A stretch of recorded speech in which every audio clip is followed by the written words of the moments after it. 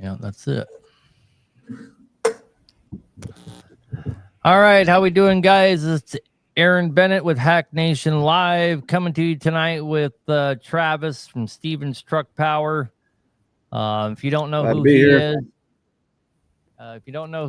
is, you can catch him on. You can catch him on. Are you on Facebook? I know you're on TikTok. I see you on Yeah. there. Facebook, TikTok, Instagram, YouTube. Okay. Well, all the places. At Stevens Truck Power. I can tell you that I've seen a lot of your videos. Of course, like anybody else, I don't watch every one of your videos, but your videos on the big cams and stuff that you like to make there, I always slow down and watch those through. Those have interested me quite a bit. You know, we do a lot of big cams here, actually doing 4 of them right now, and a lot of big cams, a lot of the 444s and the N14s. But I've built a couple, but I haven't done one in years. My brother-in-law does all those. So, You get used to working on all the new stuff, and some of the old stuff is a breath of fresh air sometimes, just to get your hands on something older. sure. I do all of the B models here, so I do get my hands on old ones. So, For sure. Actually, my brother-in-law just started taking over the B models from me. He did 2 of those recently, but anyhow, if you guys don't know, if you're new here, we're streaming this on Facebook and YouTube as well. It's a better place to go watch if you're watching from TikTok, because you can see the guest. You'll be able to hear the caller. I am going to run the caller mode here. So if you're watching on TikTok, you'll be able to hear the caller. Guys, this is a call-in show. The number to call in is 573-422-4225. That's 573-422-4225. If you want to participate, if you're up in the comment sections, we encourage you to participate as well. We get a lot of good mechanics up in there helping out when myself or someone like Travis here just can't seem to come up with an answer for people. So it's always welcome to help us out in the comments. We do have one caller already. Again, guys, that number to call in is 573-422-4225. I'm going to go ahead and take this caller, Stephen or Travis, real quick. That way we can make sure that the phone lines and all that are even working. Sounds good. Hello, you're on the air. Well, hello, Aaron. How you doing, man? Good. Sounds like it's working. All right. Can you hear me good? Yeah. What can we do for you, brother? All right. I don't know how deep you guys dive into transmission work, but I've got kind of got an issue that has been circling around my little side work here. I spoke to you before. My name is Austin. I'm from Alabama. I'm one of you top fans on Facebook. I purchased a 1980 Kenworth T800 a few weeks ago. That it apparently has this really, really one-off transmission in the truck. Calling to kind of get some information, or maybe somebody you would recommend to do any kind of transmission work. But I have taken this to 2 separate shops. It is a Eaton Fuller RTOO 14613, which was a factory double overdrive transmission that Eaton had put out kind of as a limited run transmission, from what I understand about it, and I cannot get anybody at all to work on it. Trying to see, maybe I'm, kind of taking a shot in the dark here, trying to call you. I know you do engine work and things of the sort, but I would like to get some information on, you know, the big cam that the truck has got in it. I'd like to possibly, you know, get it in for an out of frame with you. And maybe if you would have a little information about the transmission that it's got in it, because I've been denied by 2 separate shops over this transmission, saying that they are not going to be able to find parts for it, and because it's so old. And well, let's Right. there's a couple of things here. Travis, go ahead. I was just going to say, as far as that goes, I mean, I've seen the double overs quite a bit way back in the day. And I was going to mention that maybe it's not that they won't work on it as much as parts are harder to find. They're a little more obsolete. You don't see them as much. There's got to be somebody out there that builds them. I haven't seen one in quite a few years myself. But I'm sure that there's something that can be done as far as parts go. And here's my thought. Okay. And Hey, hang on there. Here's my thought on it. First of all, what's wrong with the transmission? it is making some pretty hellacious grinding noises when you shift from when you shift into the high range side of it, you know, because it's a 13 speed. It's a 6th generation 13 speed and RTOO. So the nomenclature with that is a overdrive, the extra O for a double overdrive, and it was a factory thing. And when you go to shift your range, I don't really understand how this is working, because, you know, your gear slot is accommodating 2 different selections. You know, you have 2 gears in each slot. And when I shift into the range, it is grinding and making some pretty hellacious noises. But it's only when I shift. It's only when I use the range. It's I don't know if it's the piston in the transmission acting up or something. That's generally just a synchro or something like that. That is probably the same synchro that's in every 13 speed out there, or, you know, I mean, I'm just guessing, but that's the synchro 100%. Here's the thing though. If I was in your shoes, now's the time to get a regular 13 speed. Now's the time. You're going to pay damn close to the same amount to have somebody rebuild that. Yeah. The last quote that I got was $8,500 for a reman. But I also didn't have a core either. They wouldn't take that old transmission as a core. That's when you go to a junkyard. I mean, I kind of understand why. That's when you go to a junkyard and pick up a no good transmission for $1,000 and or 800 or 500, or, you know, and trade it in. I'd call Bennett Truck Center, and I'm not just saying that because he's my son. I haven't seen anyone that could beat their prices. I'd agree there, especially with the no core. He's been advertising a lot. Give with them no a cores. call. I haven't seen a lot of people that can beat their prices. Yep. He's probably the best. Yeah. With no core.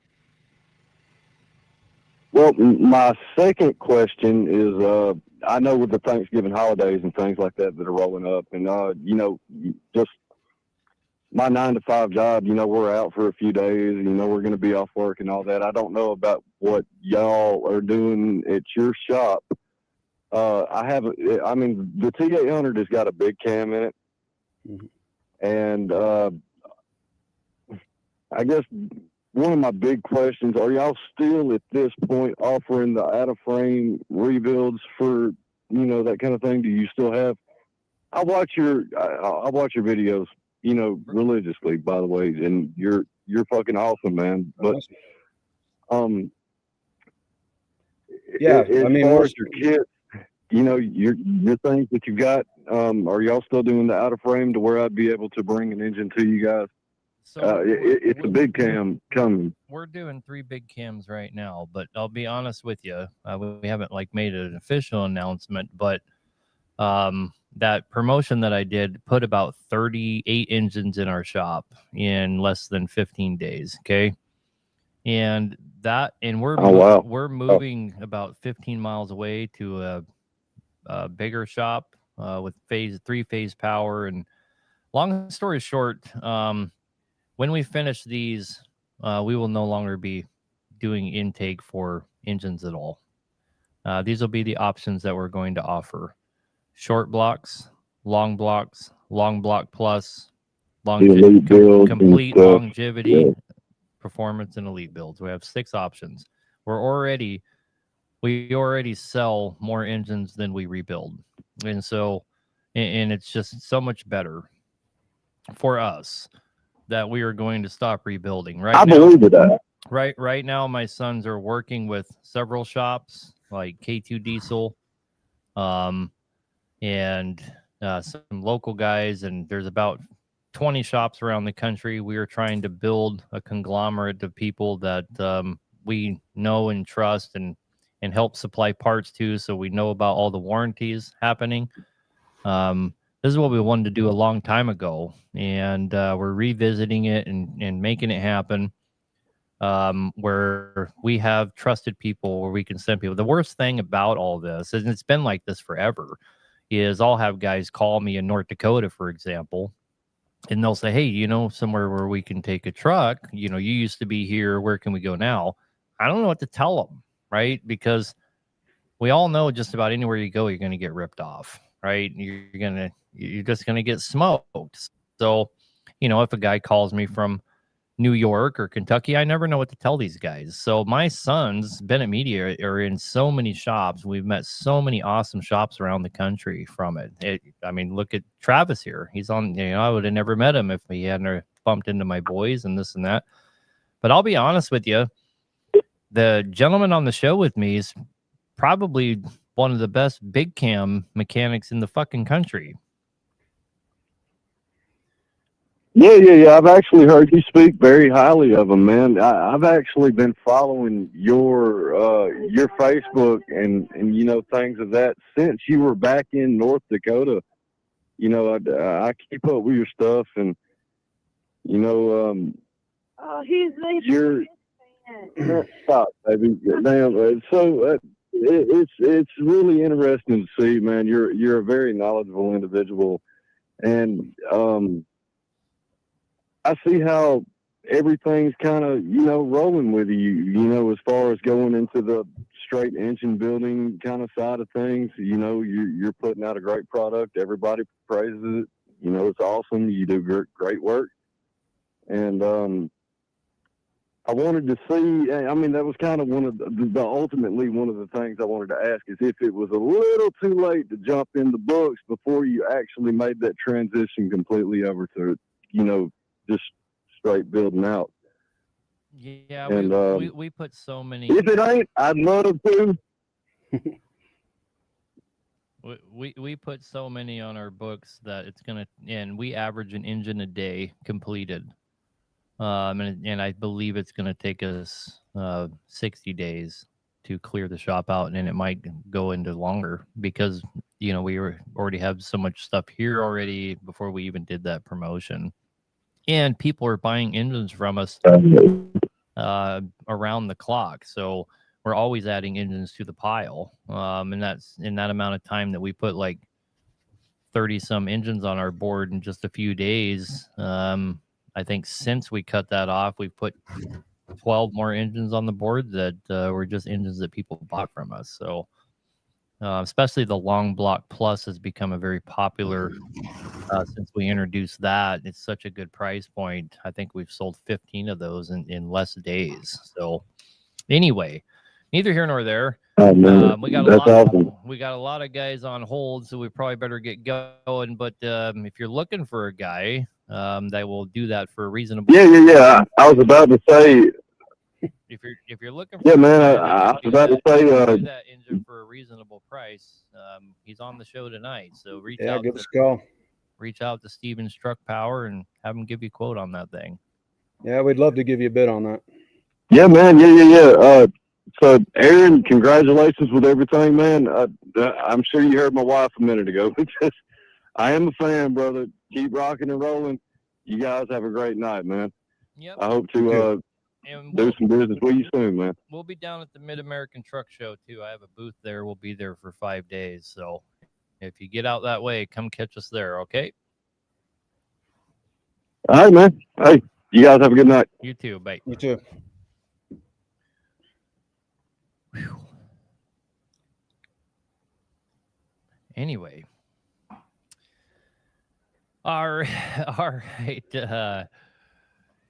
I don't know if there was a bunch of comments I thought about, but we just kind of hung on there for a little bit. But No, I'm not some seeing guys any said, comments. So one guy watch that somebody, one. can horsepower increase from 475 to 500 horsepower lead to head gasket leaks on a 6NZ? The answer to that is absolutely not. If you end up with a head gasket leak, it's from something else other than the fact that you turned it up to 550. Anyway, back to the callers. We have a gentleman, and for some reason people's names aren't popping up, but you're on the air, brother. What can we do for you? Hey, how you doing? Thank you for taking my call. I have a basic question. I have a Peterbilt C15 Acer engine, and recently it started shaking and it wouldn't turn on. We discovered that the injector, the spring on the injector was broken, so took that one out, replaced that injector. Then we tried turning it on, and we saw that number 5 injector wasn't shooting right. We replaced that. Oh man, changed the fuel pump. And change number 4 too, because when they did the cutoff test, it showed that one was also faulty. And then after that, it started shooting oil from the jake brake housing, or from the jake brake. So we replaced the jake brakes on the third and fourth cylinder. And now it turns on fine, but it has a smell of diesel, like you overspraying diesel. What could it be? Well, first of all, your jake brakes will shoot oil.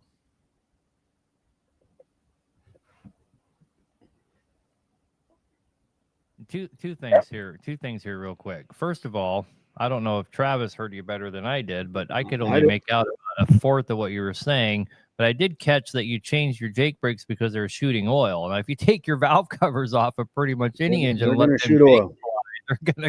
You're gonna take a bath. It's gonna look like some bukkake truck style. Probably. I mean, the other covers weren't doing it. It was just the 3 and 4 that was really, it was a lot too much oil, I would say. Like literally splashing way too much. Okay, but that's just a subjective valuation that you're making. Were the jakes working fine? Yes. Then there was nothing wrong with them. But I never had an issue with it. I never had any issue with the jake brakes before. Right, you changed them for no reason is what I'm trying to tell you. Anyway, you broke an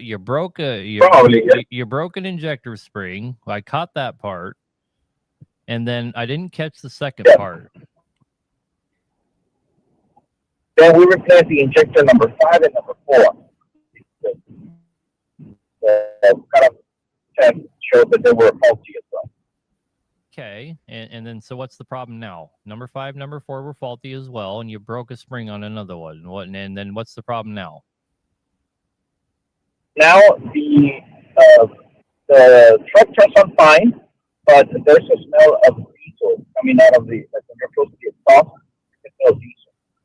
Okay. Like unburned. Okay. Is it running fine?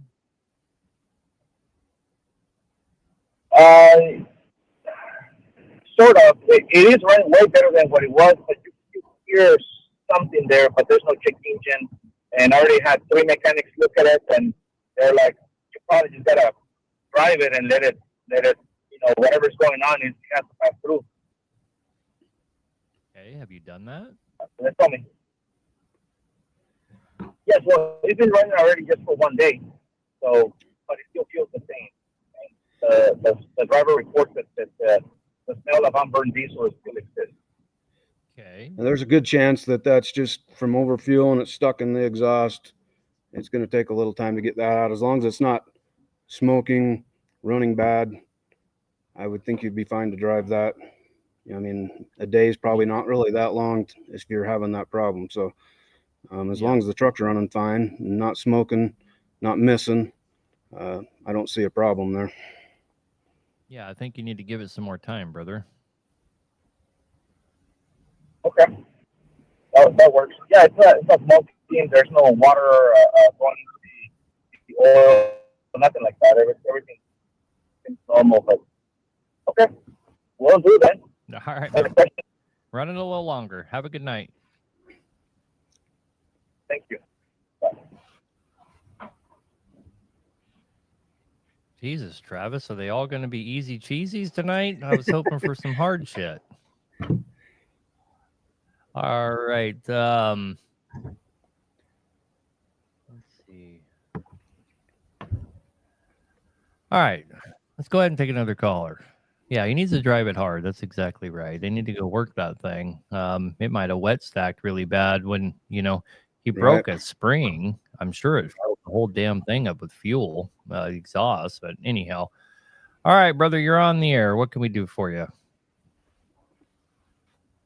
Oh, well, so I got this issue. I've been having it for a long time, actually. Of course, Google scanning and whatnot. My RPM, well, my tag sometimes it's pretty erratic. Like it'll drop RPMs like it's not reading, then it'll jump back up and start reading fine. And like it's very seldomly does that, but it does it on a basis enough that makes me think that this might be the issue. Because I keep blowing my ACC switch fuse, and it's been off and on for well over a year. Like sometimes it'll run 6 months and I'll never blow it. And then there's sometimes where I'll blow it constantly or 2 or 3 times a week. And of course, Google and stuff and whatnot. Basically, a lot of people are saying what it could be, since my tach is jumping around, is it could be one of my RPM sensors, either cam sensor or the one that's on the bell housing, one in the front of the motor, the one's on the bell housing. So I guess my real question is, what would you think it would be, and if so, which one do you think it would be? What motor is this? What engine are we dealing with? It's E-model cat.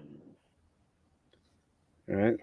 Does it probably doesn't have one on the bell housing, does it? It's going to be up on the like a cam sensor. It does. Well, there is a sensor on the bell housing, and I know the last time that it kept blowing that fuse, I moved those wires around and went another 2 weeks without blowing it. And then you try just changing the sensor. Now, not that much more. I tried to do what? I said, how about just changing the sensor out? I mean, if you're wiggling wires and it's causing it to work, then, my thought would be the sensor's probably got a short in it, something somewhere. Might be easier just to change the sensor out and, at least eliminate the problem. Well, that's what I was hoping. I was just more curious as to whether or not, or which one it might be, whether it be the one in the front or the one in the back. It'd be the one on the bell housing if that's there. You know how electrical works. Oh, yeah. Because that'll work. I'll try that this weekend then. I just wasn't sure because I know one of them is the one that actually sends the information to the TAC, and the other one just sends it to the ECM or whatever. And I was curious as to which one was which. Be the one on the bell housing that's messing with your dash. Okay, yeah, well, that's what I thought. I just wanted to make sure. I figured you guys you'd know more than I would. So that's all I needed. I appreciate your time. All right, brother. Have a good night. Yeah, you too. A lot of people are asking on TikTok there what the call-in number is. The number to call in, guys, is 573-422-4225. That's 573-422-4225. I have a 2006 Acer been converted to a single turbo, and it's running a 6NZ turbo. Is that turbo too small? Boost tops out around 32, which is about where it will top out with a stock 6NZ turbo. Is that turbo too small? Depends on what you're doing with it. I mean, not really. You'd probably be a hell of a lot happier with a stage 1 turbo, 78 millimeter 132. I think you'd probably be a lot happier. Your Jakes would work a lot better, and your EGTs would come down quite a bit, especially if you got a 550 tune on there. They're kind of lackluster once you convert an Acer to a single turbo. You know, if you don't really put some air to them, they seem to run a little doggy compared to like the older ones, like a true 6NZ. Yeah, that's just been my experience. What would cause oil leaking from the exhaust manifold at idle 120K on a rebuild? So that's not oil, brother. Fuel. That is diesel fuel that is not getting burnt. It's one of the most detrimental things you can do to your truck. Let me explain it to you guys really quick. It mainly happens at an idle, but it doesn't have to be at an idle. It's anytime the engine drops below operating temperature, which is below 180 degrees. You're not getting full combustion, and the fuel that doesn't burn comes out the exhaust manifold. It is almost, for all intents and purposes, impossible to get oil in the exhaust manifold. It's almost always unequivocally diesel fuel that is mixing with soot, so it looks like oil. And when that's happening, guys, the reason that this is such a big deal is because that fuel that's stacking up on that cylinder is a solvent. It is not a lubrication. So that solvent is fighting against the oil spraying into the lands from the bottom. Now you got fuel on the top, and the fuel inevitably wins over the oil. And what you end up with is contact of the rings against the liner, and you wipe the liner out. It is very, very important to keep the truck up to operating temperature. Take this into perspective. The number one destroyer of generators is wet stacking. The number one destroyer of industrial engines is wet stacking, because they run like generators, water pumps, things of that nature.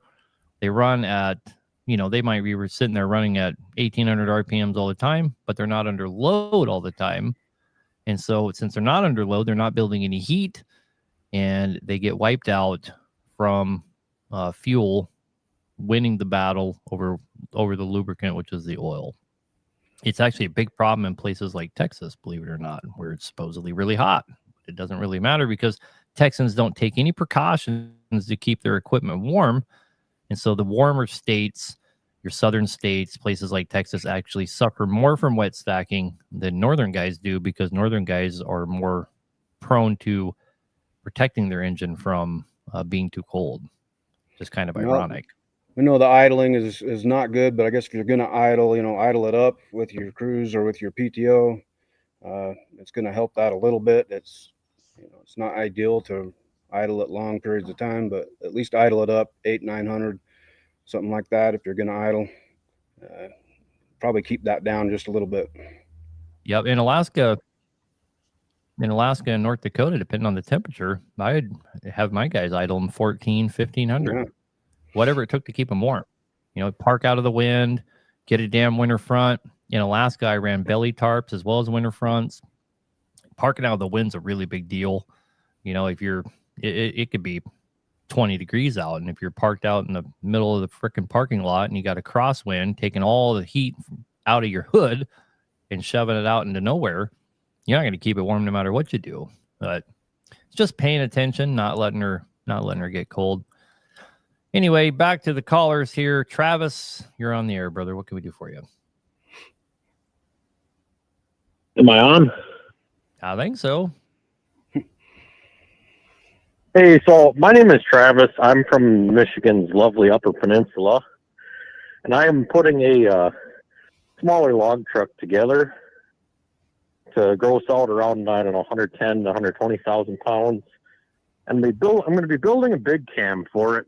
I was just wondering what a good recipe is to build a 450 to 500-ish horse motor that will hold up for what I'm going to be doing. And then there'll be a ton of PTO hours on that as well. So, Well, I'll be straight. I'm not super big on big power in the big cam. I think it's a great motor and a reliable motor. And But you know, trying to right. get 500-600 horsepower out of it, I think you're going to struggle to And keep I would it be together. happy with, Honestly, you know, a little bit more than 4. So it'll do the job. It's just going to do it slower. You just got to be patient and be willing to do it right, slower. I'm good with that.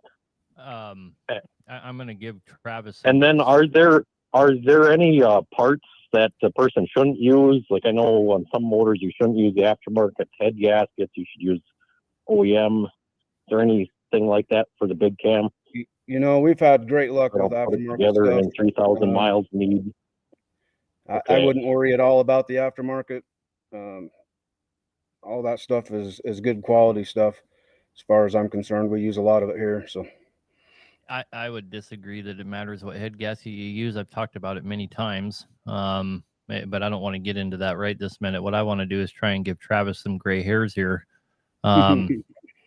We here in a couple of weeks, we're going to be offering a kit for big cams that it's going to be a new pump, injectors, and turbo. And if you put the entire system on, it gives you 500 horsepower. We just did a. Well, you have my attention. Yeah, look, I haven't ordered any parts yet. So well, these aren't rebuild parts, but it's a new pump, new injectors, and a turbo, and the combination package. You just bolt it on, and it gives you 500 horsepower. We're trying to get more visitors to Travis's shop. Hey, if you get the right driver, you can hold them together. But there's always that. Well, I'm gonna be the only one driving it, so. And that's what I learned on the big cams, so that's not an issue. Yeah, we've been going back and forth with with the guys that are going to be supplying us that stuff, but we think we finally nailed it down, and they're sending us some prototypes to show off, so it should be pretty fun. Okay. Look forward to seeing. Cool. And then another question I got on the big cams, I had a pump done by Pittsburgh for one of my other trucks at one point in time, and they bumped the RPM up some, which I asked them to do. Is there any negative long-term effects from that? I understand you're going to take some life out of the motor by spinning it faster and running it harder, but I don't think so. Make that much of a difference. Going to wear out your clutch brakes, about the only thing you're going to do there.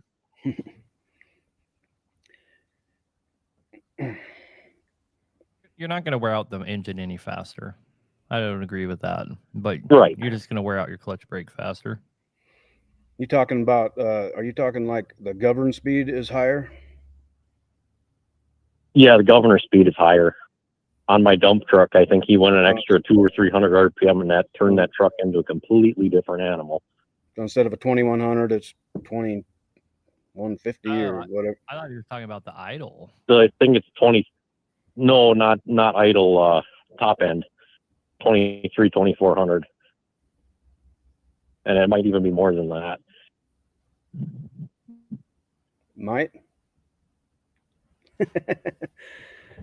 I mean, if you're driving it and you know what you're doing, I mean, I would be a little cautious getting up 2400. And it's not something a person has to use all the time, but that's really getting them push when you're running up, when you know you got a big hill coming up, it's nice to pull back down into your power band. Yeah, if it's working for you, man. Okay, I just didn't know if that was not the best thing to do. It's probably not the best thing to do, but yeah, I mean, I probably wouldn't do it, but it is what it is. Okay, and then any suggestions on like N14 manifolds for a big cam or any other N14 parts, or just like what parts? So I got a pile of parts here. I just wonder which parts I can make the best motor out of for myself. If that makes sense. The ones that are compatible, that's the best ones. I know, like the N14 manifolds flow a little bit better. I don't know if that makes that much of a difference. Or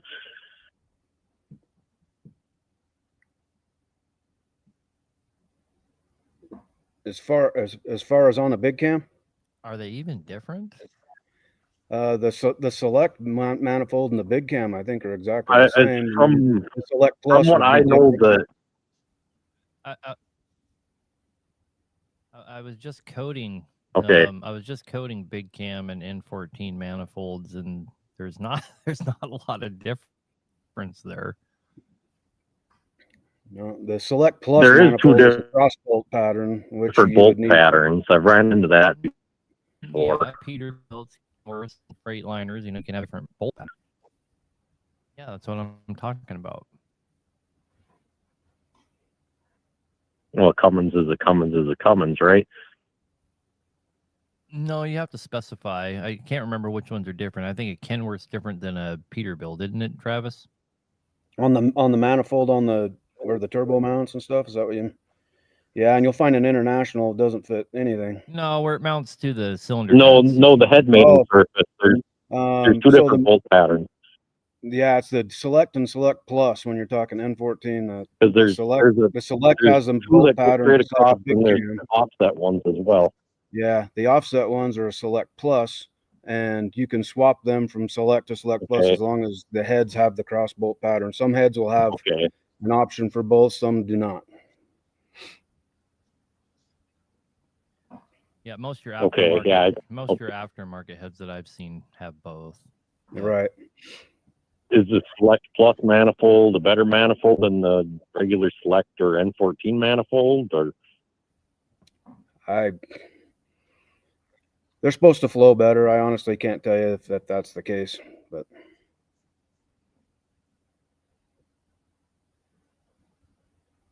And then would a turbo off a 5 1/4 N14 Select Plus be a good turbo to put on a big cam? Well, Aaron's the one that's got the turbo for the big cam, but I would say put on it what's supposed to be on it. You start mixing and matching stuff, you don't know what you got. The problem is spooling the turbo up, right? It's one of the reasons I don't like, so like my sons have my line of turbos and they're selling them now. And I saw a bunch of, I'm just going to give you an example. I saw a bunch of orders go through and they were all for massive turbos. And, I called my boys and I'm like, hey, what horsepower ratings are these guys giving you for the turbos that you're suggesting? They're like, oh, we're letting them suggest what turbo. And I'm like, let's not do that. Let's figure out what horsepower rating they have. They're selling guys with 550 horsepower stock engines, these stage 2 78 millimeter 145 turbos. And really, they're not pushing enough fuel to spool it up properly. And what's really going to happen, they're going to be disappointed. And that's like the road you're going down. You can't just throw bigger turbos on it and think it's going to spool it up, right? So like that kit I was talking about that we're going to have here in a week or two for these big cams, we're turning the fuel way up, right? We're putting bigger injectors that are meant to go higher, and so we're really we're focusing on the fuel first, and then you're going to throw this turbo on there that's going to be able to spool it up. If you're not throwing the fuel at it, so you're going to throw an N14 turbo on there, and it's not going to spool up, right? And so your EGTs are going to go through the roof. You're not going to get more power. It's just not the way that it works, right? Right. And then with that kit that you're going to offer, what kind of fuel pressure is that going to run? Because I know big cams do not like big fuel pressure. It'll take the cam lobes off. I don't know. We haven't ran it yet, but it's okay. Well, they're not new to the market though. They've been around for a while.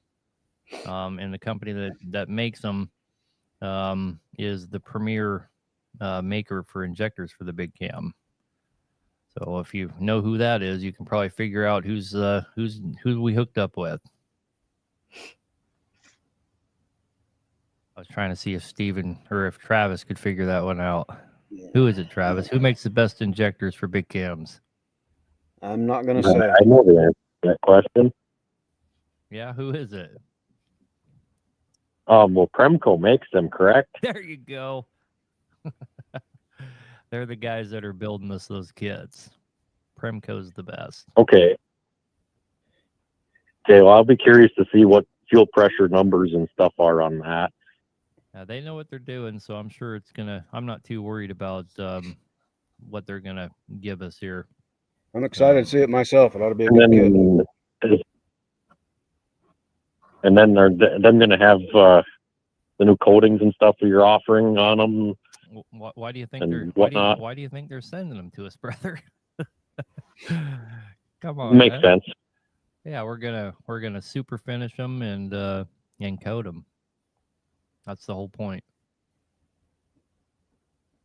But anyway, brother, we answered your questions. Let's let us move on here. There's quite a few people on hold, so we probably better get to them here. 10-4, I appreciate the information and letting me talk to you. So Yes, sir. Thanks for the call, and good luck with that whole thing. Yep. Bye. Bye. Travis, where are you out of? Fillmore, Utah. Oh, okay. Yep, That's right cool, on. man. Yeah, middle of the state, right on I-15. My son might be reaching out to you here soon. I know you talked to him already quite a bit, but we're pretty serious about trying to get a group of guys around the country that we know are good people in general, where we can start helping more people out. We can help bring guys like yourself a lot more business, and should be pretty interesting. Kind of the way we see this working out is, you do a truck in Utah, and that truck ends up in Kentucky, and they call and they're like, "Hey, my water pump took a shit." And we're like, "Well, hey, you go over here to K2 Diesel. We're all working together, and now we can send your warranty to a shop where you're not going to end up fighting with the owner because it was $7,000 to do a 2-hour job and a $200 pump, and they charge them $3,000 for the pump and $4,000 for labor, So Yeah, I think that'll turn out to be a good thing. I really like working with Matt and the boys. So yeah, yep.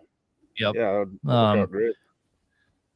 Another thing we're going to do here really soon is, now that we've kind of discontinued our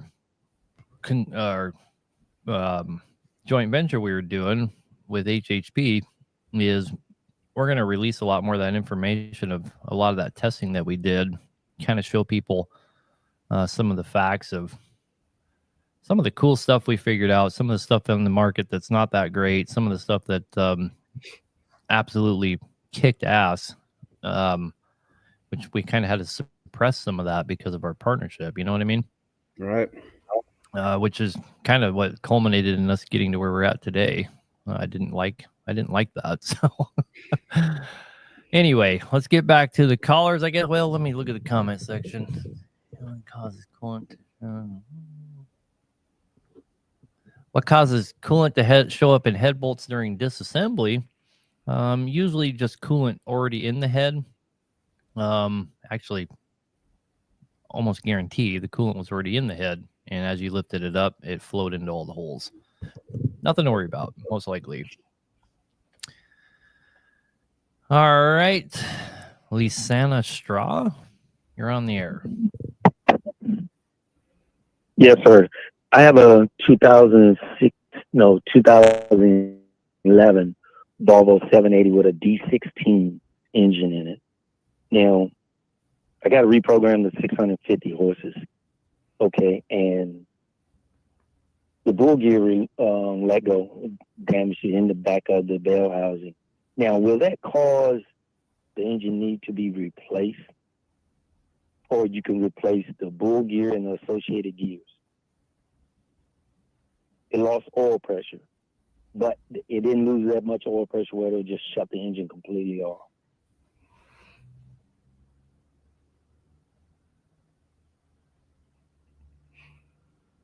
D16, is that a Volvo engine? Yes, sir. So you lost oil pressure and it ate up some of the gears? Yes, no, the bull gear, the idle gear. Why, yeah, it go like that. Yeah, So probably got it out of time. Probably hit pistons. Probably. I mean, it sounds possibly like a motor to me, Yeah. especially if it lost oil pressure. That's kind No, of it lost oil pressure because on the bell housing, when he took it off, the bull gear cut into the back of the bell housing, which has like a seal somewhere back there. No, I'm thinking that's why I lost oil pressure. But the engine was did the engine shut itself off? no. Well, hold on. I remember this was years ago when it pulled a heel. I mean, Yeah, when it pulled a heel, it did shut off. Like when it pulled a heel, I pulled over and to start it back up. But and what it was getting me and did it start back up? start right back up.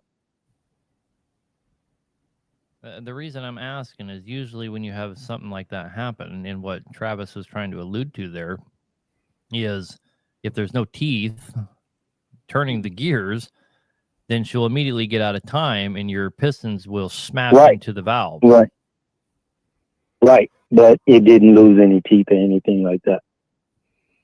Okay, so what's the question? What's the question then? What are we asking? Will the bull gear where I have to replace the whole engine because of if the bull gear mess up? Like if it becomes loose and not necessarily. Not necessarily, no. Did you get a lot of metal? Is there metal all over and everything? Yeah, the metal was up at the bottom of the oil pan. Okay. I mean, I don't know enough about the Volvo engine. You know, I know if let's say it was a DD16, I would probably just start over because there's tolerances on those, you know, and I believe the D16 is very similar engine, and I think somebody suggested be better off replacing with a short block. That's probably the route you need to look at going. You probably spend less money in the end doing a short block or something like that. Especially with the unknown. I mean, you start taking stuff apart, thinking you're going to fix it. You're into a lot more money than you ever planned on, and you're back to a short block or a long block anyway before you're done. No, but this what happened. I got the engine back from the shop and took it to Volvo, and they fixed everything. And when I told them, I asked them to replace the rods and mains, and they didn't see any metal flake or anything on the rods or mains. So it appears that everything was still good. Okay. And I just wanted you guys. Are you driving it? No, it's parked. It's in my garage. I have the engine in my garage at home, and the engine that they replaced it with. In other words, they misrepresented the engine that they replaced it with. I just want your opinion on it. Good luck. Yeah. Okay, hold on. I have a question about because I reprogrammed the engine. I mean the ECM to put for 650 horses, right? And I was just hearing that you were saying that your sons were selling turbos and they just put them on there, whatever the customer want. And you were saying that no, they have to get more fuel to it. Okay, now if I know I want to put a billet wheel on it, to produce maybe like 20 more CFM, will I have to replace the ejectors on that, or it should be fine? It sounds like you already have a really hot tune on it. Okay, yeah. And again, I don't know enough about that platform to make any recommendations anyway, you know, in any direction. So.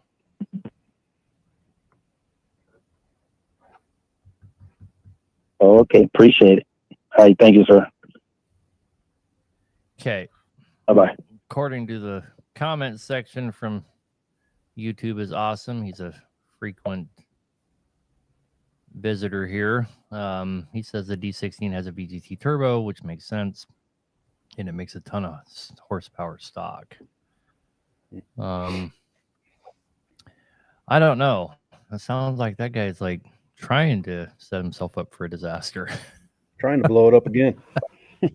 I mean, not gonna lie, it sure seemed like it, but all right, Raul, you're on the air, brother. What can we do for you? Hey man, what's going on? I got a C15 Acer MXS, and I've been following you for a while and watch your videos and stuff. So on cold mornings, you say that start it up as soon as it builds air pressure, and drive it. So I do that, but for some reason it starts to run like shit and stutters and blows white smoke up until it gets to about 175 or something around there temperature, and then it runs fine. So what I want to know is, why does it do that? Or is it just because of the coolant temperature? Or are they programmed from the computer? Well, when you first started, it's in cold mode, but it should come out of cold mode really quickly. So I doubt it's a cold mode problem. It may be taking longer than it should to come out of cold mode. But, I've had numerous cats in cold weather, and I would have that problem all the time, where when you first start them, they just blow a lot of white smoke until they warm up all the way. And it didn't matter if I changed injectors and did this and that; I could never seem to get the problem to go away. But it was never actually a problem because it would go away from it warming up, right? You either have some kind of injector problem, like one of them's weak or a couple of them are weak and they're just not flowing very well when the fuel's really cold. Or you don't have a problem at all. And it's kind of like my ongoing problem for years that was never really a problem. They just smoked a lot until they got warmed up. I don't know for sure that it's a problem. Let's see what Travis has to say.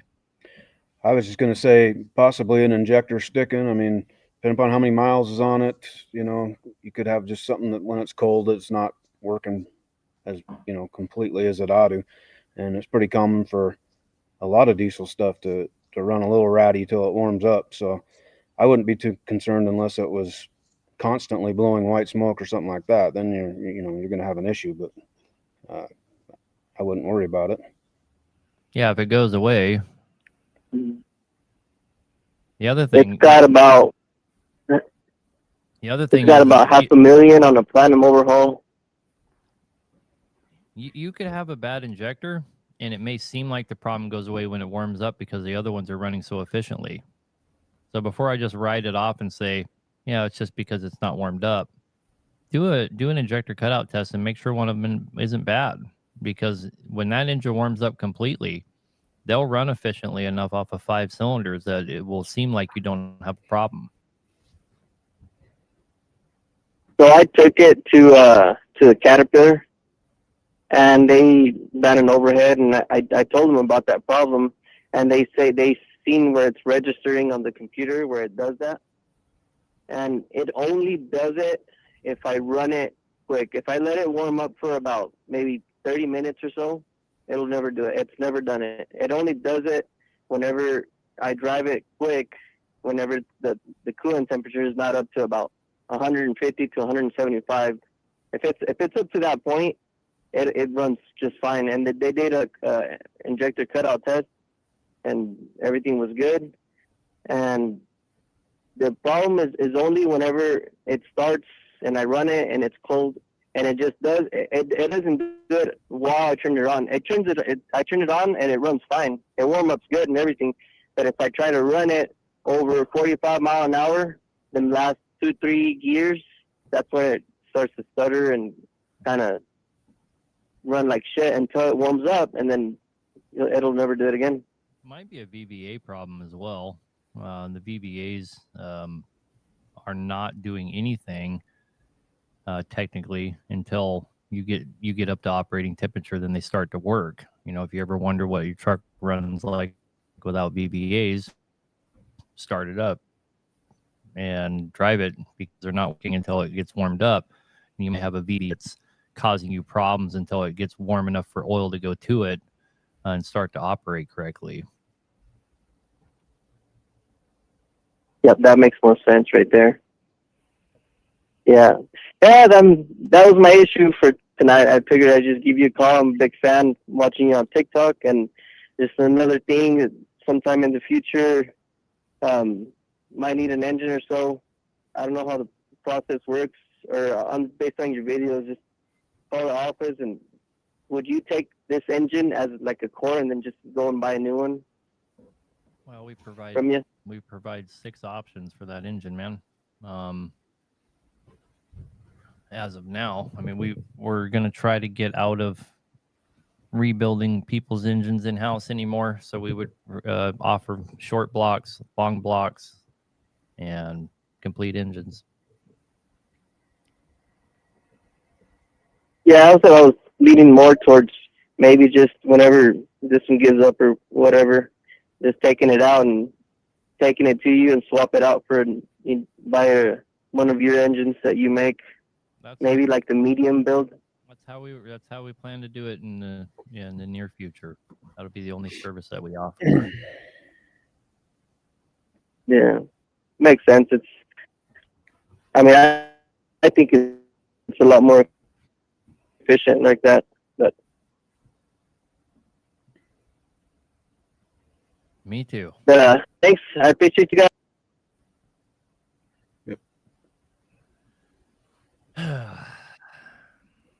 Run it until something breaks. Isn't that what we do with all trucks, though? Yeah, I just read that myself. Paul Carmen, I think is his name. You're on the air, brother. Howdy. So I only found you a few weeks ago, but I like that you're a straight shooter and tell it like it is.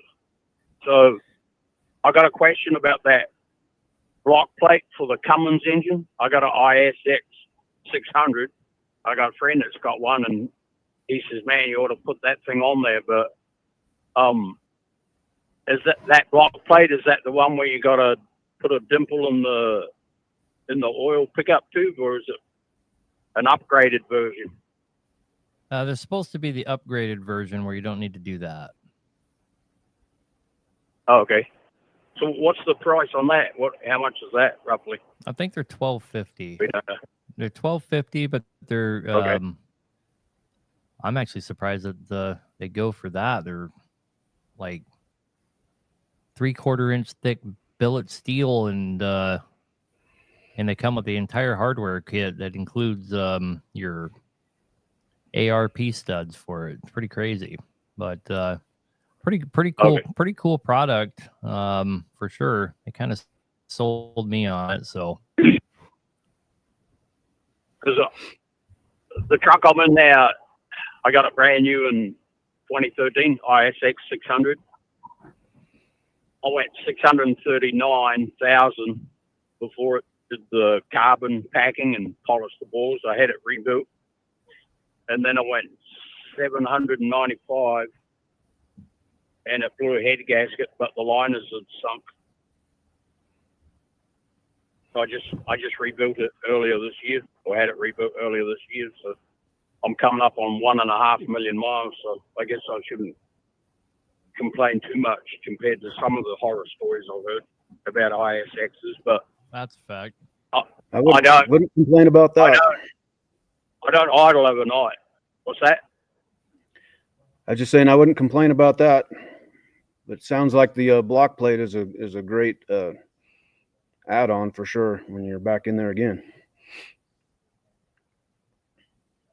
Yeah.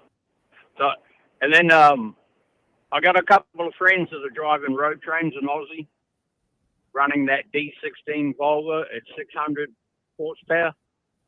They're running at 220,000 pounds. So the guy with the Volvo, I'm thinking he may not need any more than what it is. Yeah, that's what some other guys were saying. That VGT turbo will keep up with that horsepower he's got going on. Yeah. We always, the more horsepower you have, the more you want, but it seems to be the story. But sometimes there's a limit between the investment and the return. So, right, I'll keep listening. Thank you very much. Yep. Hello. All right, brother. Have a good night, man. You do. Thanks. You know, that block plate, I think it's pretty impressive. Is it going to help out quite a bit with the torsional fatigue? I don't have enough experience with them to know that they are, but we've installed 4 or 5 of them here in the shop. They are freaking impressive, man. They are freaking impressive. I just seen them the other day on one of your videos, and I was pretty impressed with it. Yeah, big, man. Thick chunk of iron for sure. They lock that damn thing down like the old B models had on them. You know what I mean? Yep. Two man lift to get the oil pan on it. Transmission jack under there. Yeah, 3 man. You got 2 guys lifting it up and 1 guy putting bolts in it. Pretty crazy, but if anything, it certainly can't hurt. Certainly can't hurt. That's sure. that chintzy piece of shit that comes factory is just a joke. Anyway, Charles Slimp, you're on the air, brother. Yes, sir. Yeah. How you doing tonight? Good. I got a question about my turbo. Yep. I got a deleted X15. You know the truck, but should I change my turbo from that? I was gonna say the name sounds familiar. Okay. Well, I just didn't know. Should I change my turbo from the variable stage to just a single stage turbo on a deleted truck? Well, I don't like to go over stuff like that necessarily on the show here. Oh, okay. But your truck's already deleted. Okay, so you're right. What I'm not going to do is advise you to delete your truck. In my opinion, the answer is no. That VGT turbo absolutely kicks ass. What you're really going to do is lose your 3rd stage Jake, and then to get any kind of Jake back, you're going to have to get the special camshaft. You're just going to spend a lot of money for a lot of heartache. Guys will encourage you to get rid of them because, your BGT turbo is substantially more expensive. And I understand that thought process, but I don't necessarily agree with it. What takes out those BGT turbos is dirty air going into them. And if you stay on top of your, I don't know if your EGR valve is operational anymore, but if it's not, you're probably not going to experience much problems there anyhow. That BGT turbo is going to outperform anything else on the market that you can put on there pretty much. Oh, okay. Well, I was just talking to some friends today, and they asked me, and I didn't know. So I figured that's you. The thing we've seen a lot, we don't deal with a lot of deleted trucks as far as deleting them, but depending upon the tune you've got, and that's kind of the problem with deleted trucks is who did the tune, what's the tune doing, and nobody knows because there's so many different ones out there. But some tunes will take out turbos faster just because of the soot and stuff going through there that makes the ring not slide anymore. But we've seen some deleted trucks that never go through a turbo, and we've seen some that go through turbos left and right. So I think a lot of it depends on your tune and who's doing it, how clean it's running. Yeah, okay. The gist of it is, I wouldn't do it. Okay, that's all I need to know. I appreciate it. All right, brother. Have a good night. Have a wonderful evening and a happy Thanksgiving to you. You too. You too.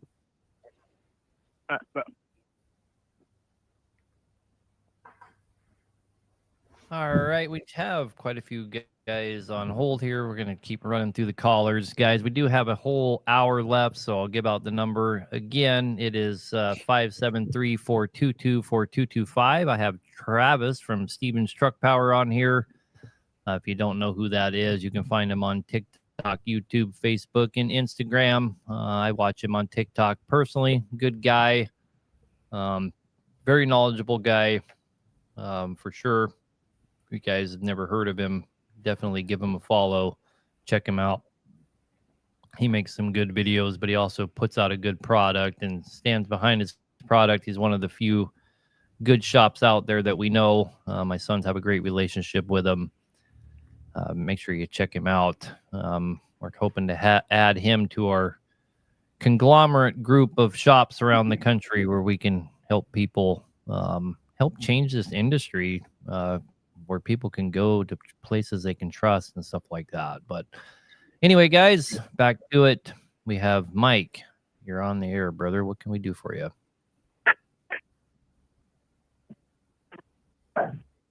Hello. Hello? Yep, that's you. Hey.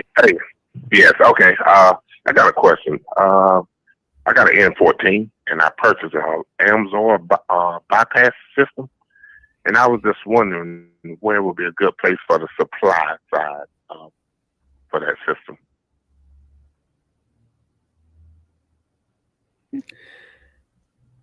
I've never actually put one on, so I'll be straightforward with that. I do think they are great systems. We just don't do much of that here. But I would think it would want to just supply out of you could get it out of the filter housing. Any extra bolts there, or not bolts, but plugs, fittings, and then back into the pan would be the return, I would think. So, yeah, we've done a lot of them. So I'll throw some 2 cents out there. On cats, I really like to put them on the filter housing. On the back of your housing, you actually have a perfect spot for it.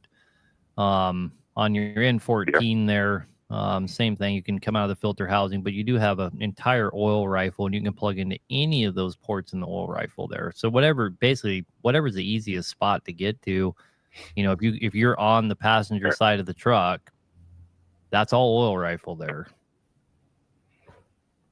I would say probably just I'd just say just suggest that anytime you're running extra hoses or new hoses, be cautious where you're running that. I mean, it's got your oil supply in those hoses. Keep it away from the heat, and make sure you tie them up good for sure. Yes. Okay. Now it's got a smaller port back near the bell housing, right near the oil cooling nozzle. So that would be a good place as well, right? As long as it's in the oil rifle, that would be your good supply. Yeah, you're not going right. to compromise anything else. I wouldn't worry about it. Yep. Okay. All right, guys. I appreciate it. That was my question. You guys have a good night. You too. Thanks, man. Mm-hmm. And to the guy commenting, what's the price for a full ready to go 6NZ cat engine? I've already done more sales talk on here than I prefer to do. You can give us a call, man. You can find our shop number it's pinned as our post on Facebook. We give it out all the time in all our videos. Give us a call. I try not to do sales pitches on here if I can help it. I don't mind talking about cool stuff we got coming and stuff like that, but I never wanted this show to devolve into where I'm trying to sell you shit. This is more about having cool people on here and helping as many people as we possibly can. I do appreciate the inquiries, of course, but it's just really not the place for it. I can sell shit all day long, right? I take out only 2 hours a week to try and help as many people as I possibly can, and all kinds of other guys are gracious enough to come on here, not just as guests, but in the comment sections to try and help out as many people as we can. We just try to keep it focused. So we don't have a website. You just call in. We have 5 people that work the phones. They're all pretty knowledgeable.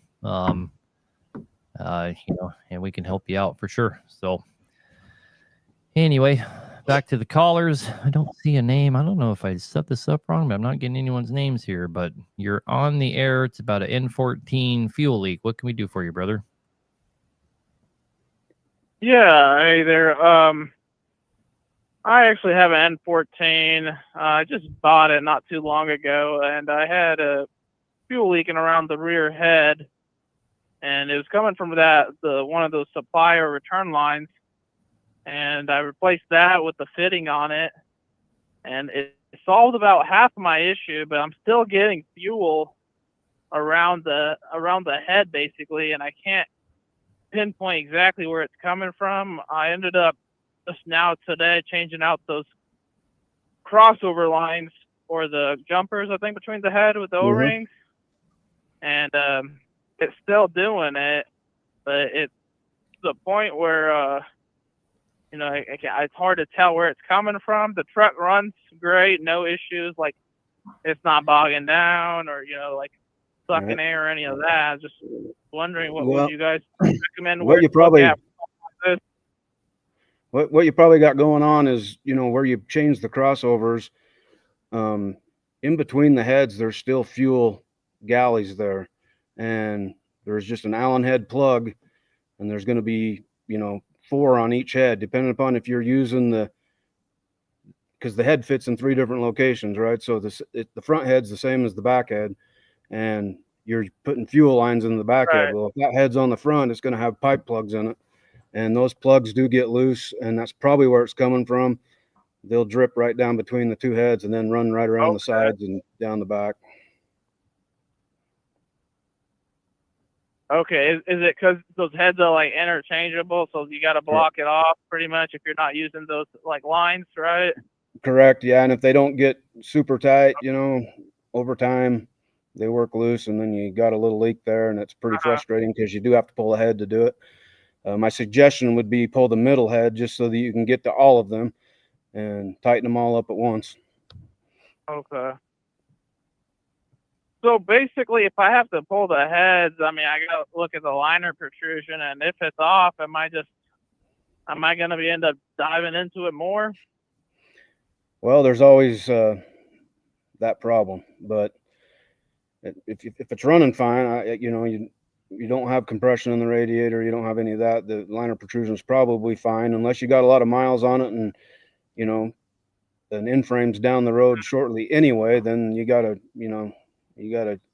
check and decide if you want to spend money to put it together partially and then take it apart again, or whatever. But usually you can just pull the middle head, tighten up all those fittings, put your head gasket back on it, leave the other 2 alone, and get back to trucking. Yeah, and it could be the crossovers leaking, like somebody said in the comment section. Yeah, but he said he changed those. You would see a fuel leak. This is what I was going to get. Yeah, I don't see it. Yeah, I got you. And then one last question: if I end up tearing it apart, would you recommend like changing out all those head bolts, or are they like one-time use type of deal, or? You can reuse them. We try and make a practice of replacing head bolts when we do heads here. I don't think it's mandatory, but your call there, I guess, what you can afford to do. Well, you need to, if you're going to reuse them, there's a spec for them. You need to make sure that they're not they're stretched under that spec, which is exactly what Travis says. There's a stretch spec, so you're going to check it to make sure that it's under that. I've reused head bolts numerous times, but I certainly prefer to get new ones. They're one of the least expensive items to throw at a truck. Yeah. By the time you clean them all, you could have almost bought them. That's a fact. Okay. That's a fact. Once you get to clean them, you're going to say, damn it, I should have just got new ones for sure. Yep. That's a fact. Okay. I got you. All right. I appreciate your guys' input and advice. Thank you so much.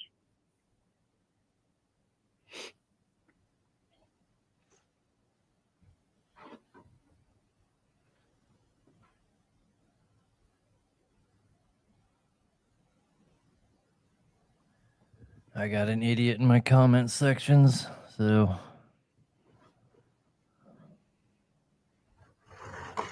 I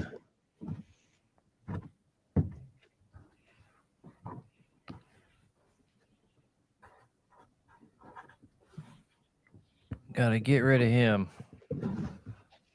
Bye bye. He's over there saying that I'm the flattest flatlander on planet Earth in Alaska. Hall Road is a flat Earth of flat earthers. He's just stupid. I had to get rid of that guy. Anyway, sorry about that. Back to our regular programming. Travis, could you fit an oil cooler next week on an X15? Yes. Yeah, that's Matt Whipple. I know him.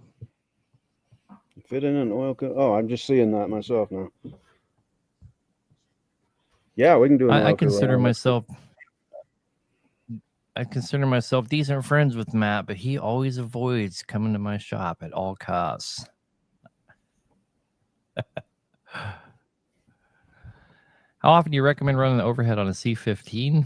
Now, we recommend 100,000 because that's I'm like 99% sure that's what Cat recommends. I don't mind negativity. I don't mind. And if you go through my comment sections on any of my social medias, you see all kinds of people being negative to me.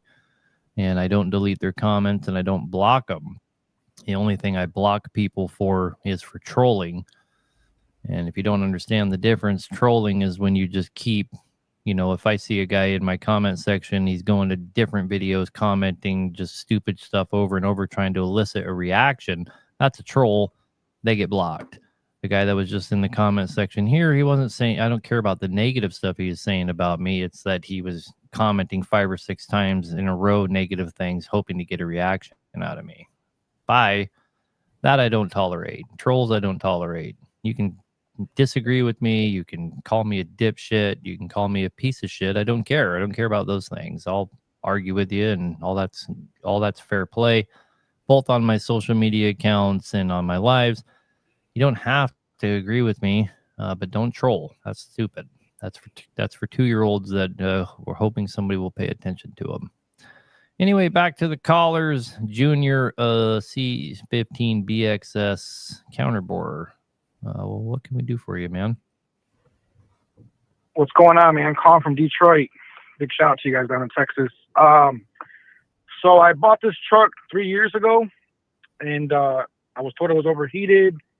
I went through, tore it down, did an overhaul. I got about $75K on the overhaul, and it runs good.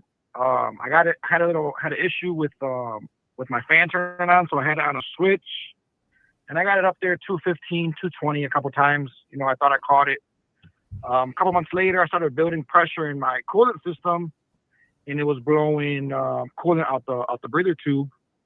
So I just figured I got to replace the gasket. We have long winters over here, so I go and do that. I go ahead and put new spacer plate, do all that. 25K miles later, it's doing the same thing. I went, opened it up again, and I had my guys check. Supposedly they measured everything. The liner protrusion was good. I don't know if they measured right or measured wrong, but it's doing the same thing. And then someone's saying to do the counterbores. What would be the sign of the block needing to be worked on? Would that sound like something that it would need to be done to you? Next step. It sounds like you're saying you measured protrusion, but that would let you know if you need to counterbore anything. So I'm going to guess that it didn't get measured correctly. Would be my thought. Because it runs good. Everything runs good. It's not mixing fluid. It's not mixing coolant. It's not mixing oil or nothing. But I guess I got to take it to a new shop. They measure it, or would that be the sign of a dropped liner? What are the symptoms of a dropped liner? Well, any of that. It could be a head. It could be a head gasket. It's generally not a head gasket, but the fact that it comes back shortly after, but not immediate, makes me think that it's probably a counterbore problem, dropped liner, just because it fixes it for a moment. What did he say what's it doing now? I wasn't listening. It puts pressure in the radiator, but he's only got about 25,000 after after tearing it apart. What kind of engine? BXS. BXS C15. Okay. It's highly likely they So the first it's probably very likely if it happened that quick that they just rolled the rubber grommets. It's a pretty common problem. A lot of guys don't use guide studs. If your problem shows up right away after a rebuild, 25,000 is kind of pushing the threshold for that, in my opinion. But it wouldn't surprise me one bit if they pulled the head up and that's what you found, is that they just rolled the rubber grommets. I'm not saying that's what happened, but it's pretty likely. So the first time I went and replaced the gasket, 25 later did it again, and I was told the spacer plate had a hairline crack in it that could have been the issue. So I went and bought new bolts, new spacer plate, and I put a new head. I said I never want to open this motor ever again, and it's doing it again. So it kind of narrowed out the head, the head issue, kind of if it was bolts, if it was spacer plate. Do you think they're not sitting the head down right? Is that what you think? So what do you recommend I do? Well, no matter what, you have to pull the head up, right? You have to pull the head up. But I'm just guessing and hoping for your sake, we're just dealing with a rolled grommet, right? It's very likely. They need to really look close when they pull that head up. You'll know if it was a liner because you're going to have a compromised fire ring, right? If you don't have a compromised fire ring, it's most likely was just a rolled grommet. Ask me how I know that can happen. We've done it lots of times here.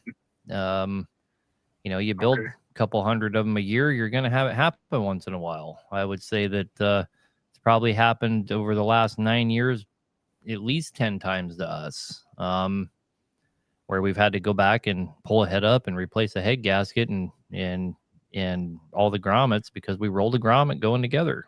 Maybe, it happens the most on your setback engines where the head's halfway into the damn chassis, that's where the most of the time it happens, where we've had it happen. We use guide studs, and we've had it happen using guide studs because you have to get the head all the way back in there, then try and drop your guide studs in there, and it probably it got whacked before we could get the guide studs all set in correctly. So it doesn't make them the worst mechanics ever. They just they need to lift that head up and see what's going on.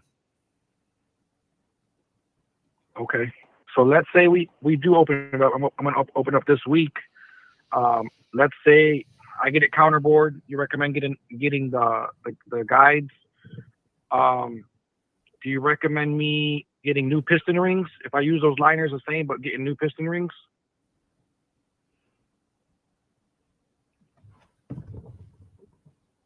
I wouldn't.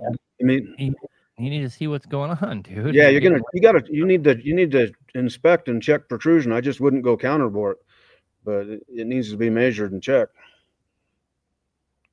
And just like Aaron said, you might pull that head off and see a rolled grommet and solve your whole problem. So.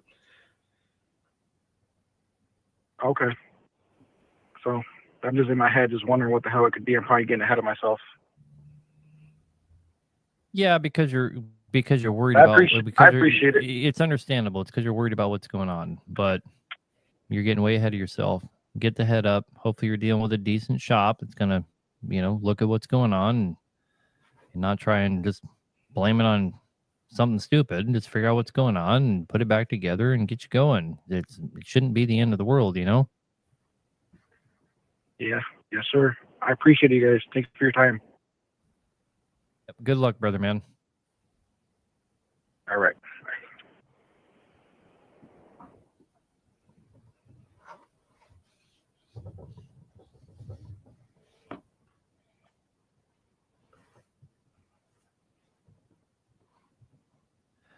Anyway, we have some really childish fuckers on here talking shit on every platform, but I just keep blocking them. They'll run out of accounts at some point, and then they won't get to watch the show anymore. So who cares? But anyway, there was a couple comments on here. One guy said, "Can we all agree that speed of air is a marketing scam?" I think almost the entire internet's figured that out at this point. I mean, look at how many videos are out there of guys dimpling everything on planet Earth. That shit's so funny. Dimple in the liners and everything else. That shit cracks me up. Somebody else said something on here. I want to. Oh, never mind. Anyway,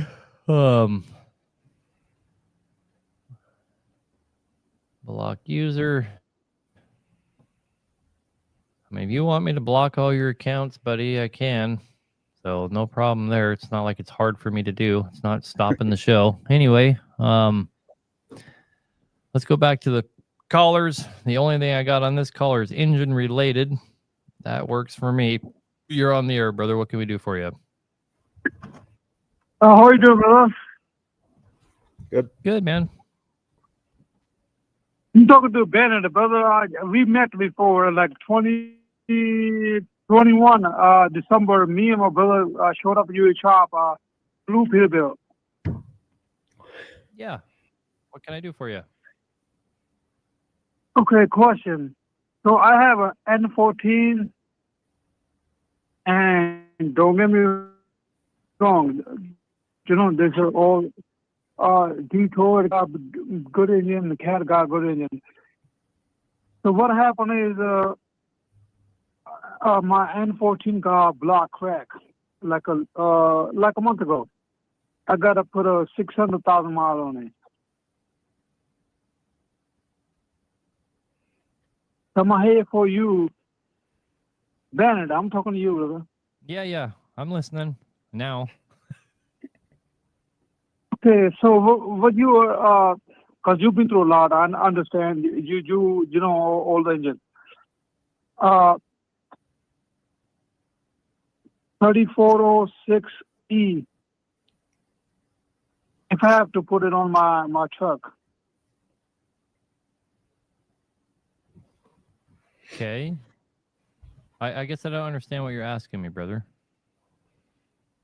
Brother, I'm saying is I'm trying to get rid of N14, and then if I get a Cat 3406E or B model.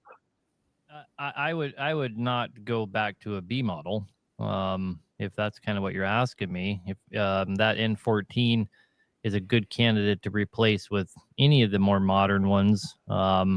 You could go back with a 40 pin, 6TS or 5EK or something. But it would also support you doing something like a 6NZ or 2WS or something like that. I wouldn't go back to a B model. You're kind of going backwards there. I'd rather have that N14 than a B model, to be honest with you. Not that I don't like B models. I've owned a lot of them, but I've also owned a lot of N14s as well. And I think I'd rather have a N14 Select Plus 5 1/4 than I would a 4 1/4 B model, to be honest with you. So what I have is N14 Plus. It's a 460, but don't get me wrong. I love the engine, but ever since the engine got me a block crack, and I mean I had to put the engine like a month ago. Everything's the same, you know. But I'd rather have a Cat. What are your opinion on it? What do you thought about it? I mean, I'd rather have a Cat. I've owned N14s. I'd much rather have a Cat personally, but it's an expensive venture to repower a truck. It's a very expensive venture, and a lot of guys don't understand what they're really getting into. You're going to have to buy different motor mounting. You're going to have to get a lot of cooling package stuff to make it compatible. You're going to need charge start harness, ECM to firewall harness. It's going to get expensive. You're probably going to be, if I was going to pull a number out of my ass here, you're probably going to be somewhere around 12 plus, maybe all the way up to 15, and just stuff to make that engine work where the old one was. That's, so now add in the cost of your engine and the labor to do all that stuff.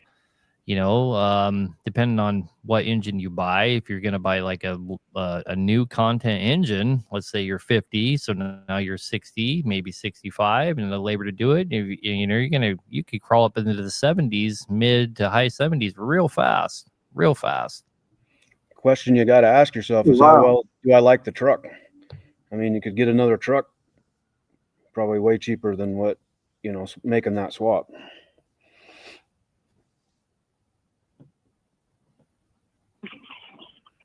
So the mechanic who did my remodel is from Jersey. I mean, don't get me wrong, he got his own thing, He have done some a while ago, like no comparing, He what he does and you what do you do. So what I'm trying to say is, from your side, what's the options that you think is the best for me? But if your truck's in decent shape and it has value, there's a lot of people out there would love to have a truck with an N14 in it. Look around and find a truck that suits your fancy with a cat in it, and see if you can kind of change out, buy a truck with a cat and get rid of your truck with the N14.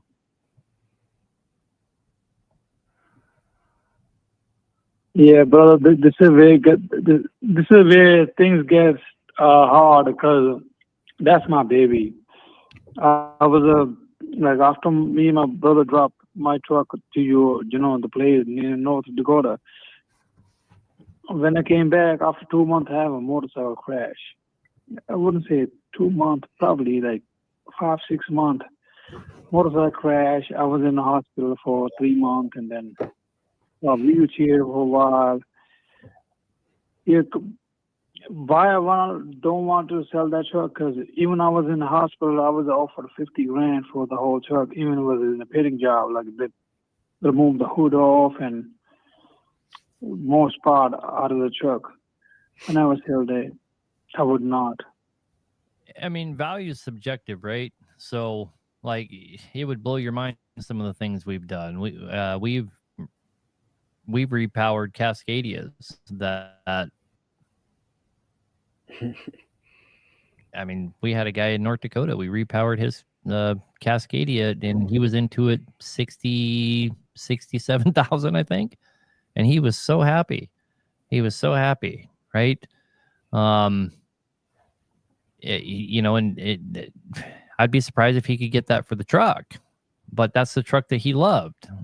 So, no one can tell you what the value of it is, right? But the market has something to say about the value if you're ever thinking about reselling it, right? So that's, from a business standpoint, I think Travis and I would both tell you, hey, it probably doesn't make sense to do something like that because the value is not there. What kind of truck was it? W900. Okay. 98. Okay, so it has value because it's the W900, but you're never going to get around the fact it's a 98, right? So if you put $60,000 into it, it's not going to be worth $120,000.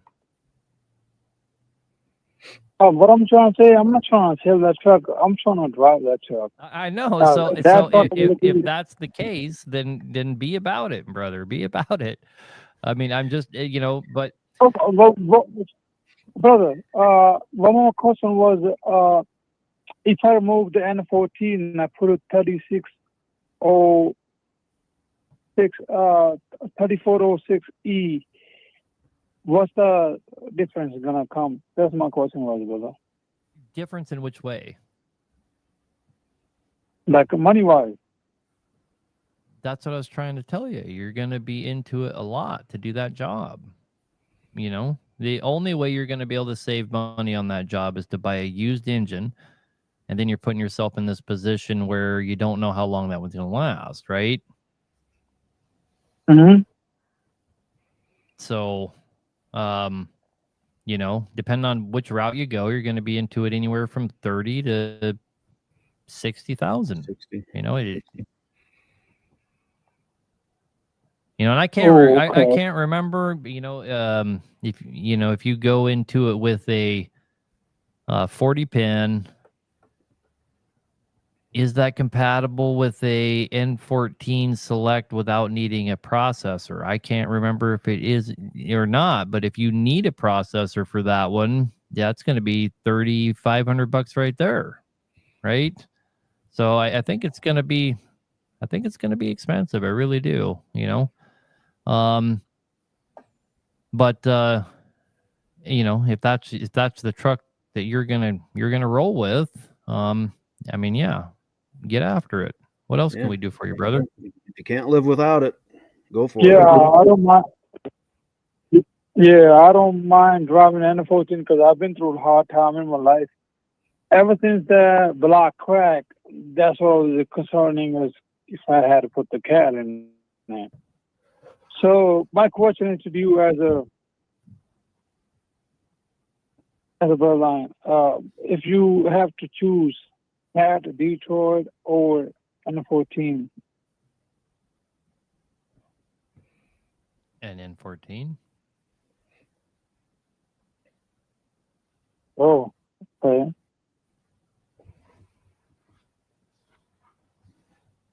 I mean, I don't know so many miles, but I just want to get your suggestions. You know, you've been through a lot at Utah. I seen you. We met before, and I have you couple truck, and you rebuilt the engine, all that, and I want to have your suggestion as a friend. Right. My suggestion as a friend from the very get-go has been keep the N14. 100%. I don't know if you. Thank you so much, brother. Do you have a 5 1/4 N14 or is it what is it? 460.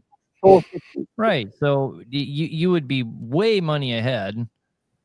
You spend a hell of a lot less money to redo the CPL on that thing to a 5 1/4, and you could pimp that thing out. You could put all kinds of performance parts on it and this and that, and you're going to be into it a third. You can make that thing brand new and you'd be into it a third compared to repowering it. And I think you'd be a hell of a lot. Brother, I think you'd be a hell of a lot more happy with a 5 1/4 N14 than you are right now. So my engine cup had a black crack like a couple of weeks ago. So I had to bolt the whole engine. It cost me 16 grand and rebuilt it also. So they did what is a 5 1/4. Is it? You So saying it's I'm got a trying cracked to run block? Did you just say that you had it rebuilt to a 5 1/4?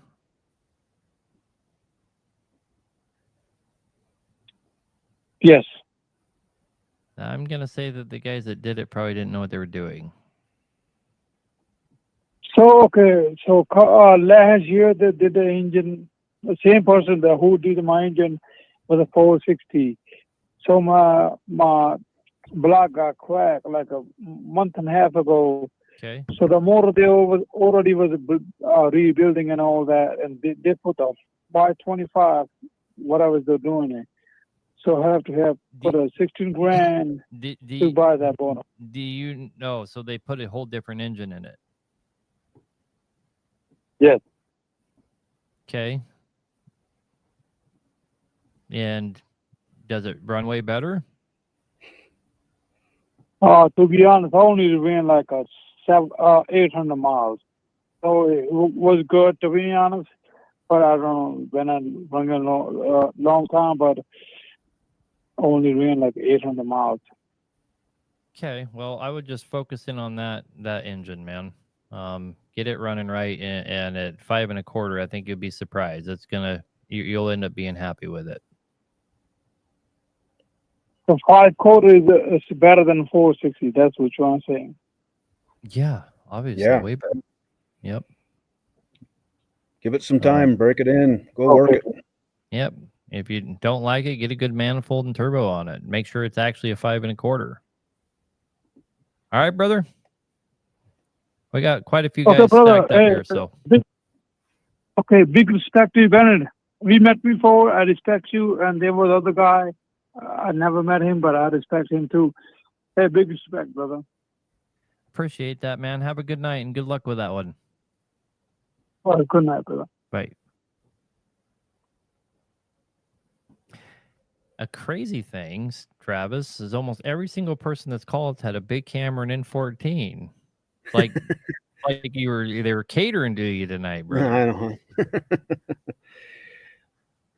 All right, you're on the air. What can we do for you? Hey guys, I love your videos or shows. I got a X15 2021 with 430,000 miles roughly now. I'm out in Utah. I work in the oil field, and I got this truck in January. About 3 months into it, I got engine dusting. So I took it down to a dealer. I don't want to say their name. Pretty big dealer, and they quoted me 40-some thousand to do a full end frame, or 18,000 to do a bucket repair, which was piston number 6, along with a liner and all that. So I went with that option, and I got it from the dealer. I drove it up Party's Canyon, got loaded, and I did 2 days worth of work up Indian Canyon. And Travis should know Indian Canyon. It's about an 8% grade. Steep. And pulling 110,000 pounds. And every time I would still get that message, the alarm for the high crankcase pressure, which was the original problem why I got the truck fixed. It happened for like 3 or 4 days. I went back. They ended up changing a DPF filter and put more money into it. I've had it now for 13,000 miles, and I haven't had the crankcase pressure anymore. So I am wondering if they did not break in the piston, the ring. Did you? So you said it was dusted, and then you just did one cylinder. Is that correct?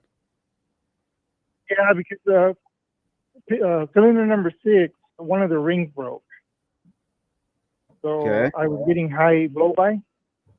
Okay, but was it dusted? I heard you say dusted. Was it dusted, like it got dirt in it? Yeah, I got dust because I work out in the oil field, and I was traveling quite a bit on the dirt road.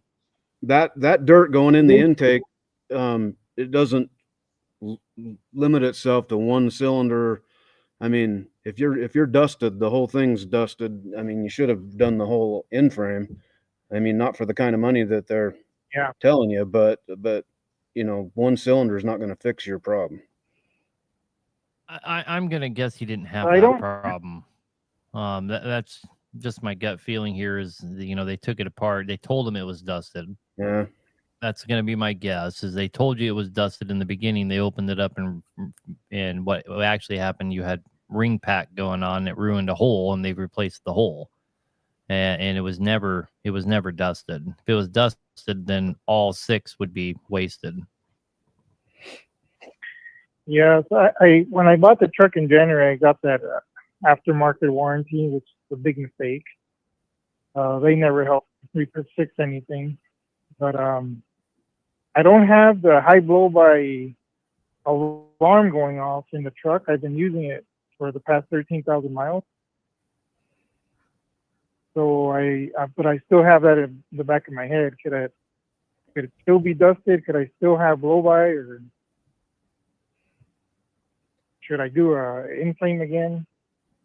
Well, I wouldn't just tear it apart to tear it apart. I mean, if it's running fine, and you're not using oil, and you're not smoking, and you're all the signs of worn out motors, I would just keep running it. Yep. I got good compression. I don't have anything in the radiator reservoir, the coolant reservoir. It's normal. What I do have is a lot of intermediate regen. And yeah, but that's lately what I've had probably totally unrelated. Yeah, that's a whole different issue. Okay. Yeah, I'm gonna have to agree with Travis. I think you just need to run it.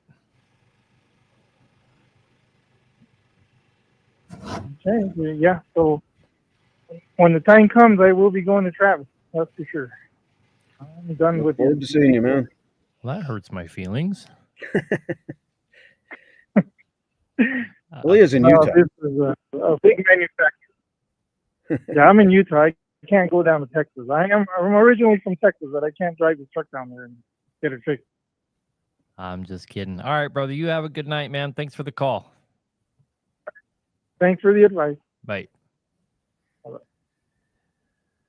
I don't agree with YouTube is awesome that number 5 and number 6 gets all the dirt, especially on ISX. Number 5 and number 6 already have a problem getting air at all, let alone getting all the dirt.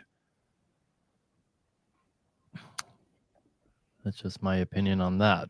How do I call in? Well, we only have 15 minutes left of the show. We still have 5 people on hold. We're probably going to go over time as it is, so we're not going to take any more callers. Number 21 is our last caller. We won't be taking any more after that.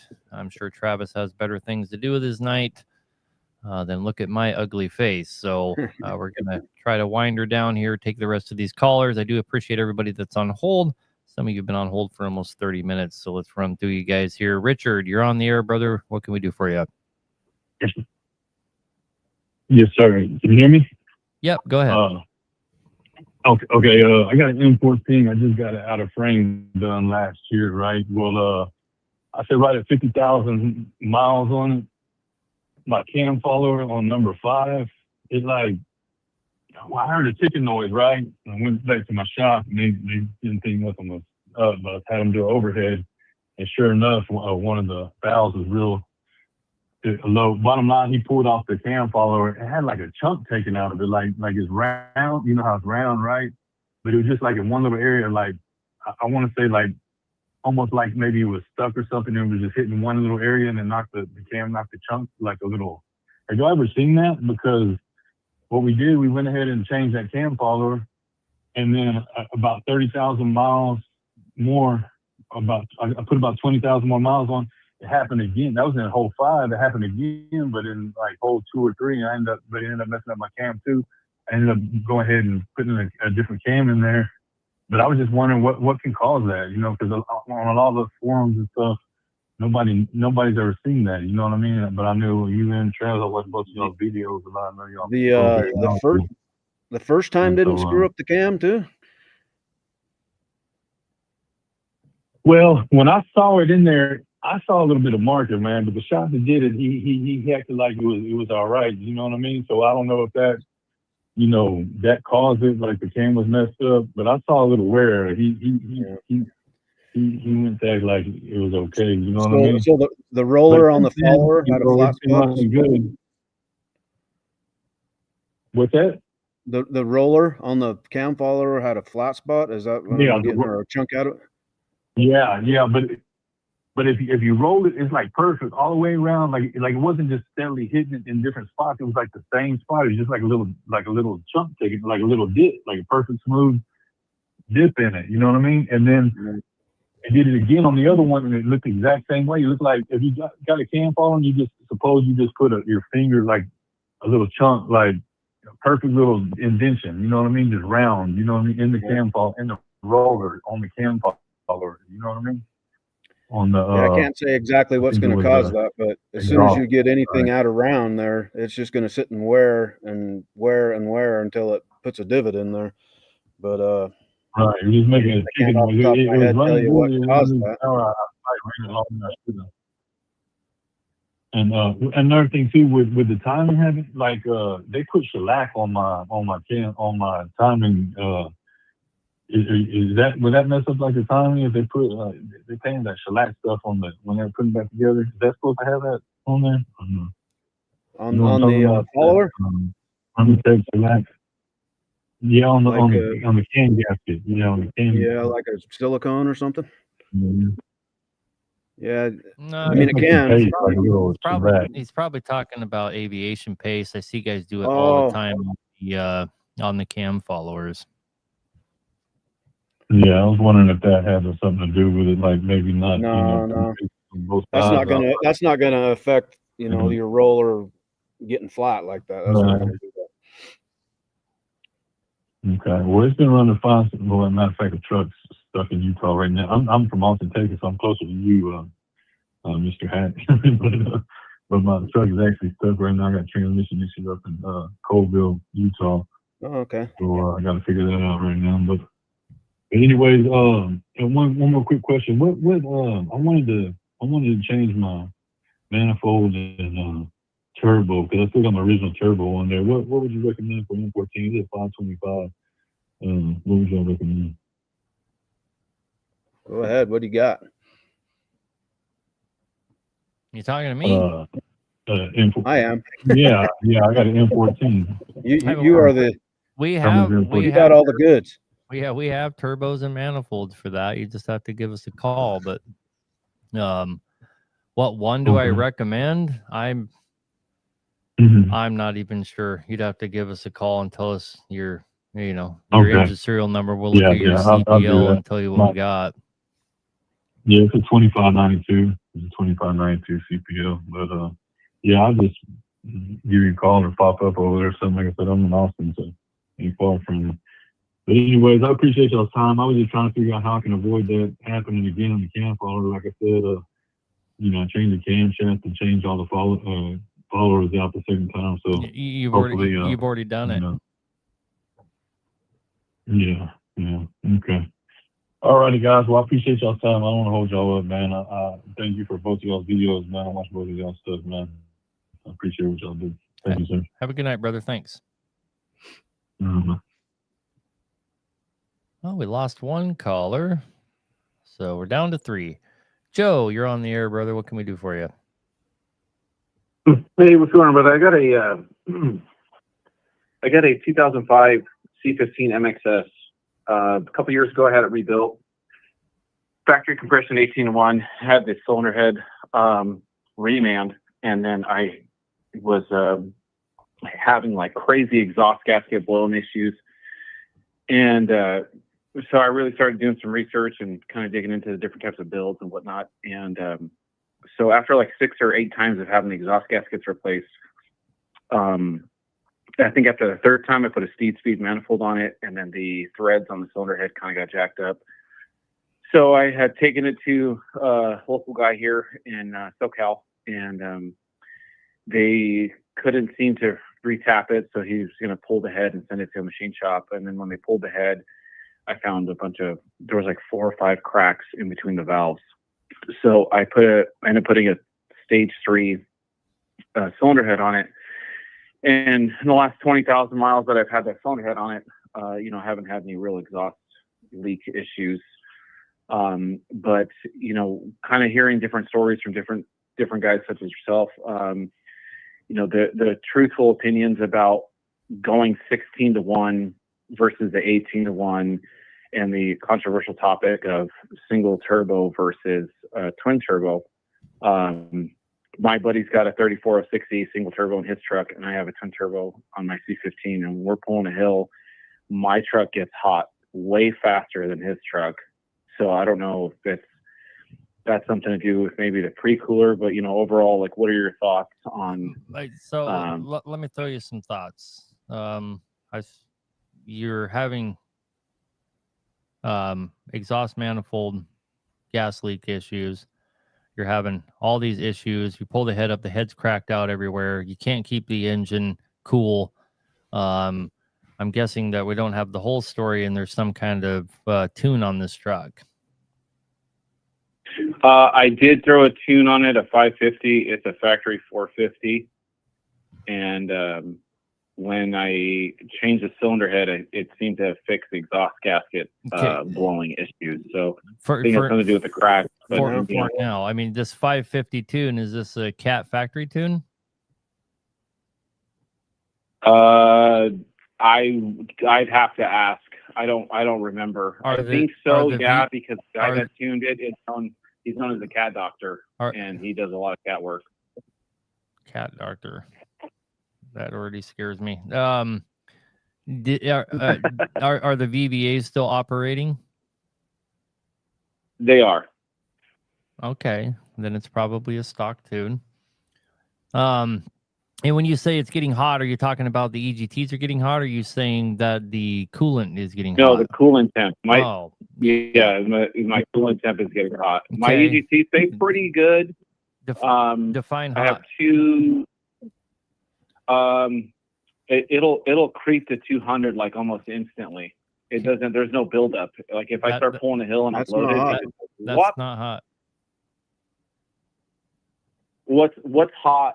What's considered too hot on a C15? If it goes to 218 or 220 and your engine fan comes on and it doesn't cool itself off, it's getting hot. Right. If the speed and outside the speed in which it gets hot isn't an issue. No. Mm-mm. The only thing that matters is that the engine fan comes on if it doesn't cool it down. If your check engine light's coming on, red light's coming on, it's squealing and crying at you and this and that, you got a problem. If the engine fan comes on and it cools that engine off, hammer down. In fact, the more times that it gets hot enough for your engine fan to come on, the better it is for your engine. I would be more worried about the guy that this is never happening to. Okay. So then it should be, it sounds like it's running pretty good then. Yeah. Yeah. So what are your thoughts on 16-1 and deleting the IVAs? What's wrong with what you got right now? Just, a lot of the guys I've talked to that have had their IVAs failed and, ended up causing catastrophic failure. That's never happened. That's never happened. That's never happened. That's never happened to anyone ever. Nobody's VVA has failed and caused catastrophic failure. So anybody that told you that's lying to you. Your VVAs failing are going to give you a D-rate. You're going to lose some power until you get them fixed. But almost all VVA issues are the wiring harness and not the VVAs themselves. 90% of the time. Right, I did hear that. I have a new wire harness when I rebuilt the truck. Inside the what's I forget the correct name for it, but it's under the valve covers on top of the cylinder head, that Jake brake housing. Yeah, they call it the injector harness, but it's your injector harness. Yeah, that's harnesses. Yeah, so internal harness. Yeah, hammer down. Quit listening to the guys at the truck stop. All right. And then how often do you see pre-coolers fail? Almost never on these things. One out of every 400 engines I do. And when they fail, all they do is leak coolant into themselves, and they don't really harm anything. That coolant gets so hot it carterizes and doesn't go anywhere. That's like the most major thing I've ever seen, and those pre-coolers kick ass, man. I would never delete one for no reason. Okay. And then just one last question. On a stock build like the way mine is, the stage 3 head and the 18-1 compression with the twins, what would be like if I were to, like, let's say retune it for more power or whatever, what would be like a safe like tune file, like number wise? 550, unless you really like going to visit guys like me and Travis. Okay, cool. All right, well, sounds good. I appreciate you guys taking the call. Thank you. Yes, sir. Have a good night. You too. Bye-bye. Bye.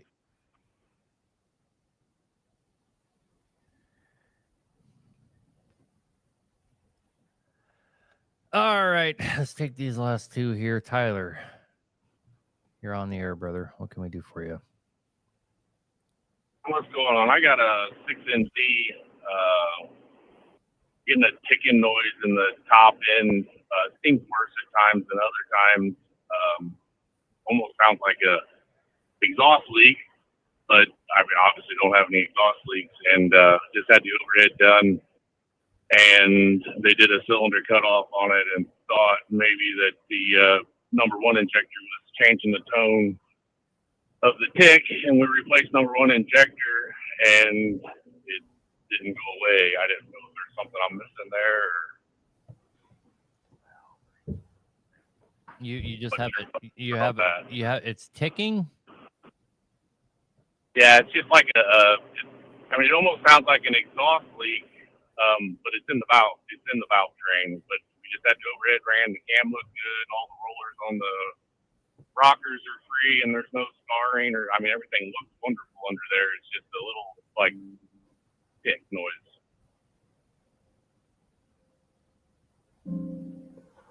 No runnability issues at all. Runs great. It runs wonderful. I mean, I pull a flatbed, loaded everywhere I go, and I mean, I average 62 miles a gallon on it, and I mean, I have no complaints there for me. Yeah, it'll show up soon. Yeah, I was going to say it's something that's not showing itself yet, but you're going to find out.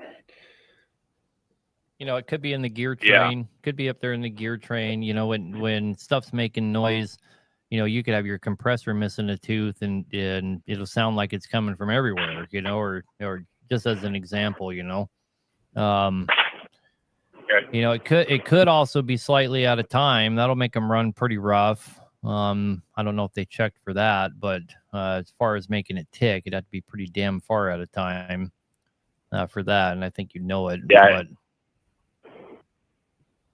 Yeah, we never checked the timing or nothing. I bought this truck about 6 months ago and come out of a Signature Series ISX into this, and I mean, this thing walks all over that Signature Series. So.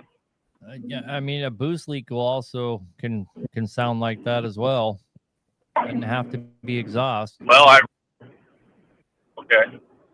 Well, I'll check into that. I mean, I did replace all new boots on it when I bought it, and cooling hoses and all rubber, replaced all that when I got it. But that's not saying there ain't something somewhere else. But Does the tick ever go away?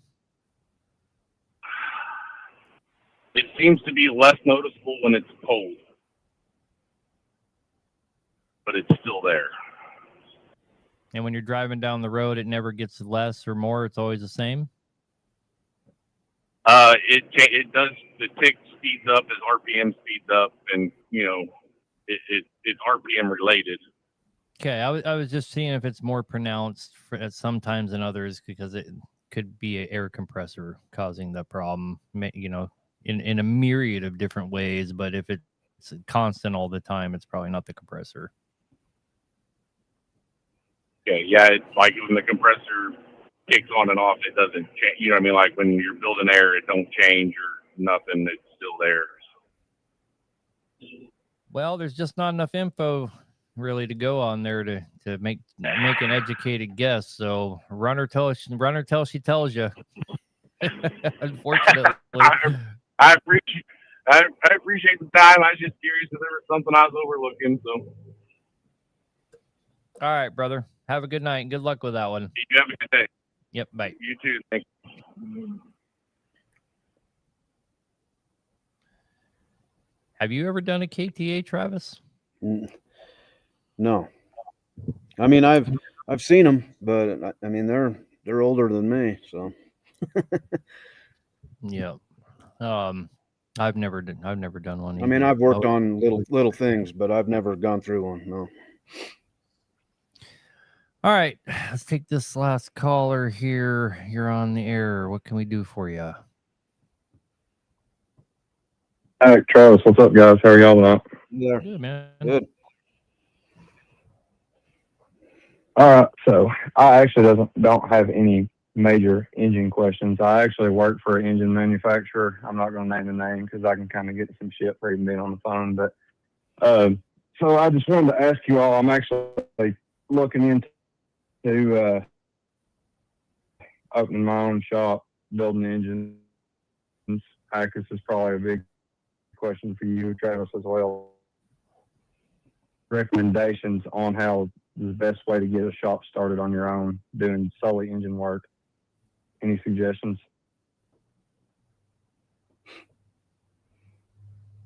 Don't do it. I don't know. It's hard, man. We're having a little bit of lag problem. A little bit the internet problem, but waiting for Travis to come show back up here. But I see you. You know, when it comes to owning a shop, man,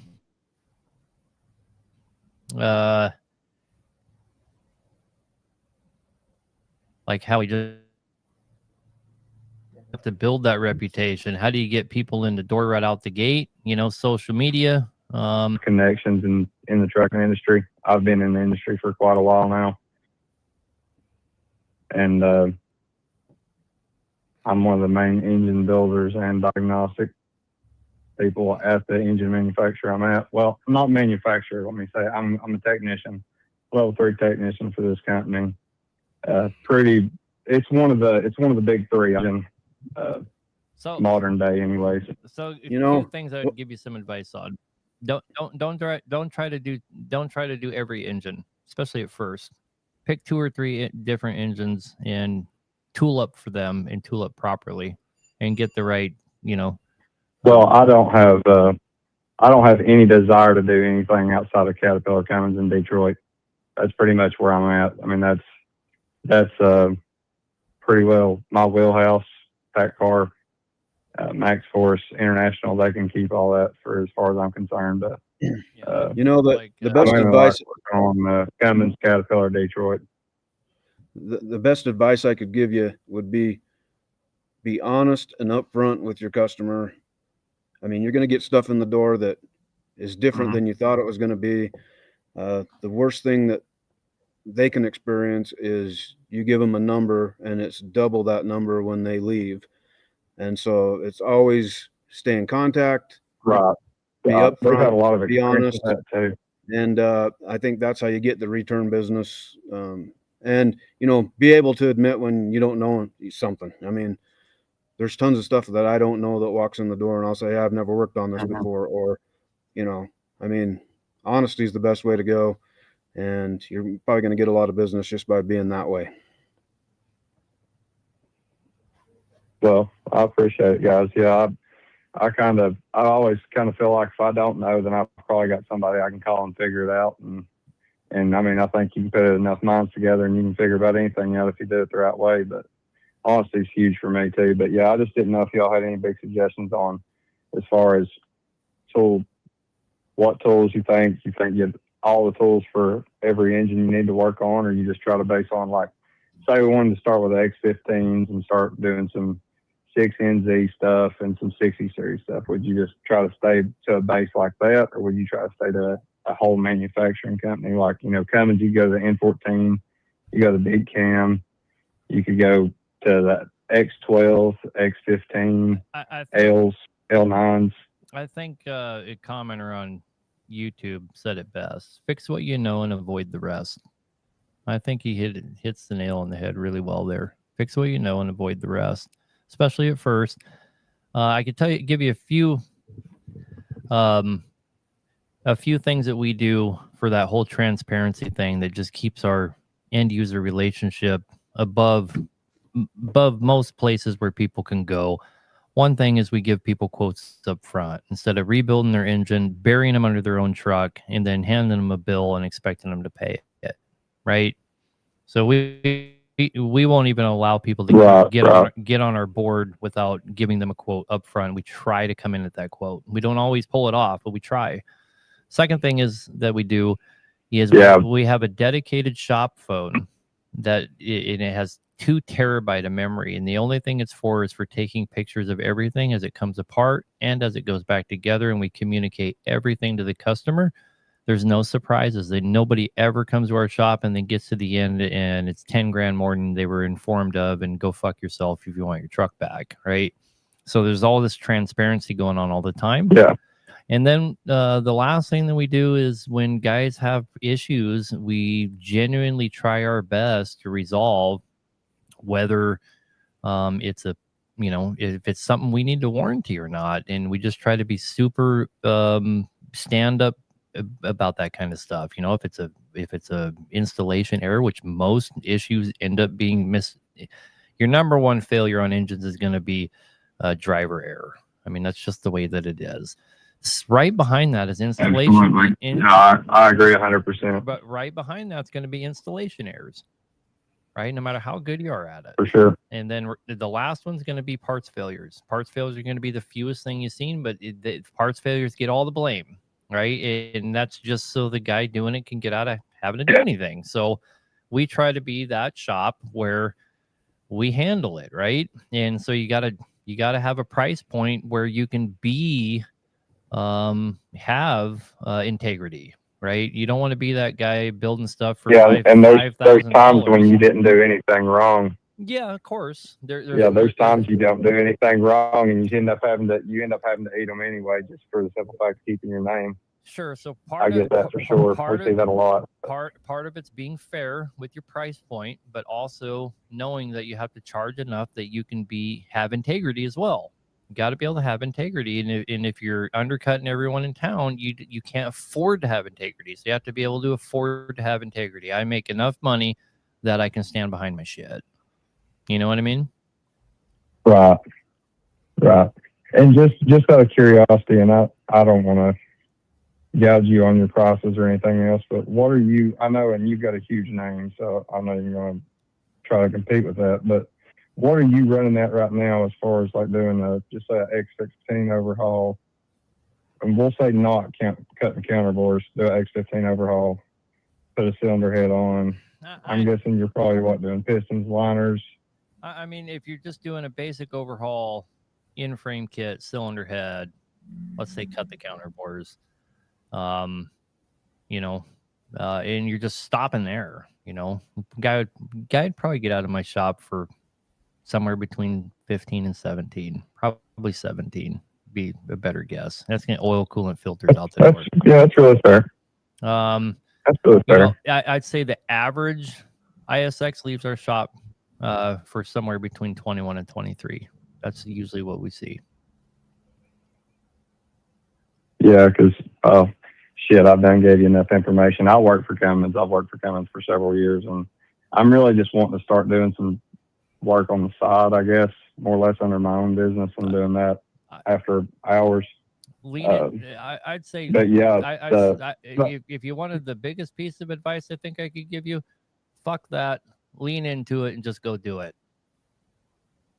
Don't try and build your business. You think so? Yeah, believe in yourself. What's the worst that can happen? You fail. You're only going to live so long. That's true. Lean into it. Go do it. Instead of half-assing it. I'm not saying you're a half-ass, but that's half-assing it.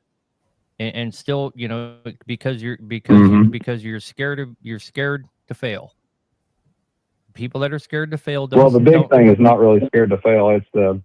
It's the benefits I'm walking away from be the only thing, because benefits are huge at that company. But then again, you make enough money, what the benefits matter. That's being scared to fail, brother. Come on. Believe in yourself. Believe in yourself. Go get her done. You're very confident. You're very confident in your abilities. So lean into it and believe in yourself. Oh, appreciate it. All right, brother, man. Good luck. All right, man. Y'all have a good night. Appreciate it. Bye. So people are commenting in both comment sections here. What's better, PAI or IPD? I feel like guys aren't paying attention to my videos. I don't want to talk a bunch of shit, but I use a lot of PAI stuff. I really like their stuff. I use a lot of everybody. I will say that IPD, I use a lot of their stuff. I tend to only use IPD stuff for very specialized things. Like if I want steel pistons in an old aluminum piston B model, I'm going to use an IPD kit because they're the only ones that make them. They make really good shit. But their price point's really high. I'm not going to use IPD in just anybody's shit because they make this kit that's going to outdo everybody else. I don't believe that, right? I think that, and I use them a lot. There's always IPD kits in my shop, but it's because they make a lot of specialty kits. PAI I use all the time. I use a lot of AFA. I use a lot of Interstate McBee. I think right now I probably have more AFA kits in here than anything else. Bennett Truck Center is their main representative, so and they make really good shit. Interstate McBee make really good shit. Now, as you guys know, I've tested all these guys' products, and I'm comfortable using all of them. There are some better things to be said about some of them. So, but PAI or IPD, if you're not using a specialized kit, is IPD the one for you? They cost quite a bit. So, it's kind of up to you. All these guys make great kits, in my opinion. 100% of the aftermarket kits that we tested outperformed the OEM. What do you think about Aaron, that? just a comment. Go ahead. As far as quality, they all seem comparable. I mean, it might seem trivial, but the gaskets is what gets me is some of the kits don't come with everything. Like, we'll do a lot of PAI stuff, and half the front cover gaskets are not there, and then you're buying them from Cummins or something, and you're down another day. And so PAI is probably the worst. Yeah, as far as the quality, I think it's all there. I mean, we do use a lot of AFA here, but I love the head gasket set. I mean, everything is in it. So, I'm working with AFA right now to improve their gasket sets, and Interstate McBee has the best gasket set out there right now, but that's fixing to change. And Interstate McBee probably doesn't even know this, but I worked with them for 3 years to improve their gasket set. But I was working through Highway and Heavy Parts, giving them insane amounts of feedback and pushing them to include things in their kits. And now that I'm working as close as I am with AFA, I'm getting all these punch lists for them saying, hey, your kits don't have this, they don't have this, they don't have this, they need to have it. You don't have the barometric pressure sensor, double O-rings, you don't have this, you don't have that. And I'm liking what I'm seeing so far because they're super receptive to that. PAI has never been as receptive to all of that. Right. I bitched and bitched and bitched about PAI. When I bitched and bitched about McBee, you started, their kits started to have all the stuff I was bitching about all the time. And we're doing a couple $1 million a year in McBee. They listen to us, and so I'm agreeing with you here about the AFA. I probably used 50 of their kits, and I have some complaints, but they're fixing them. And I care way more about that than I do about anything else. If they're willing to adjust and make these improvements, I'm all about them. Right. And I agree with you that PAI, they make great kits, awesome products, but they're kind of stuck in their ways. They don't really want to improve their kits, and I have to buy a lot of fucking shit when I use one of their kits, especially if I'm doing an out of frame. 100%. So I agree with you there for sure. IPD is pretty good, but they're kind of like PAI in that department. They're not overzealous about giving you lots of stuff. Right. Right. They have really nice packaging, but that doesn't keep me from having to go to CAT or Cummins to buy a bunch of shit. Yep. So I'm gonna agree with you there. In fact, we're working really hard on getting our own gasket kits that are going to be the most complete ones out there. But in the meantime, because our liners and our pistons and all that are showing up for us to build our kits out finally, we're actually waiting on boxes more than anything else. We're considering using McBee gasket kits in the meantime until our gaskets come online, because it's about 90 days out, and I just don't want people to have to go buy anything. So we're looking really hard at using McBee gasket sets in the intern until our gaskets are completed. But anyway, guys, when I was showing you guys those videos the other day of the coatings that come off, I wasn't trying to impress upon anybody that those kits were inferior as far as the quality of the kit goes. And those were quality products. My complaint is the coatings come off and we're charging premium for coating. You know, well, how much more are coated kits, Travis? They're a couple $1,000 more, aren't they? Yeah, considerable. Yeah. Well, if you're going to pay a couple $1,000 more for something, boys, it ought to work, right? it got to work, you know. And you go back and look at coatings historically, they do hold up. It's not uncommon to see an engine come apart that has close to 1 million miles on it. The coatings are still on there, and there's reasons why they come off, and those reasons aren't getting addressed. So we're doing something different. We want to make sure the end user is getting everything we promise them. So anyway, I let all the callers go. Sorry, guys, if you're waiting on hold there, we were done taking calls. We're past the time here. Show's supposed to end at 9. We've already kept Travis a little over time. You got some good plans for tomorrow with the family, or? Actually, no. We're all my kids are gone, and we're gonna have the Thanksgiving on Sunday instead of Thursday. It's not my turn, I guess. So they're all at in-laws, but I'm gonna enjoy a day off. Right on, man. Good. Curtis Dell says, you've been ordering kits from us the past few days. This isn't my first or last time buying from you, and the coatings are a must. Yeah, we're very proud of those coatings, man. Is Travis going to Matt's this coming year? Are you going to go to Matt's, Travis? We are talking about it. I'm not going to have a booth or anything like that, but we definitely want to go check it out. We got a 20 by 20 booth there. We got like one of the biggest ones you can get. And we got a 10 by 10 as well. So we have 2 booths there. And I have put in twice to speak at that event. They keep not getting back to me, so I'm going to have to call them. I really want to speak at that event. So I'm trying to lock out an hour or maybe a 2-hour time slot to speak there. That I think it'd be pretty fun. I do enjoy public speaking, so anyway, all right, guys. Well, Travis, we appreciate you coming, guys. If you don't know, Travis from Stevens Truck Power. You said in the beginning, but you were cutting in and out. So what's the deal with Stevens Truck Power, and why are you Travis? How does that work? Travis is my first name. Everybody thinks my name is Steve because of Stevens Truck Power, but Stevens is my last name. Oh, and so okay. It kind of become a joke because a lot of people that call and ask questions want to talk to Steve.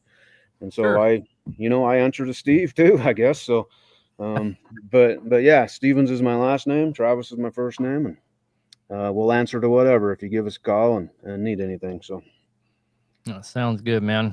We appreciate you guys. You can find Travis Stevens Truck Power on Facebook, YouTube, TikTok, Instagram. I follow him on TikTok. That's where I catch him at. He's very knowledgeable, great mechanic. From everyone I have ran into that's experienced anything with him, the man has stellar integrity, stands behind his shit. Great guy. If you guys need anything done, hit him up. Where are you out of again? Fillmore, Utah. Fillmore, Utah. You guys hit him up out there. And again, Travis, we appreciate you coming on, giving up your time for everybody. I know everybody appreciates it. And all you guys in the comment sections,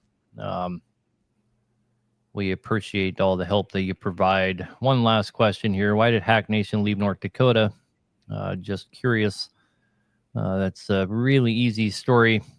I spent my 18 years in Idaho, 19 in Alaska, and 6 or 7 in North Dakota. I'm tired of the cold. froze my ass off. Really froze my ass off.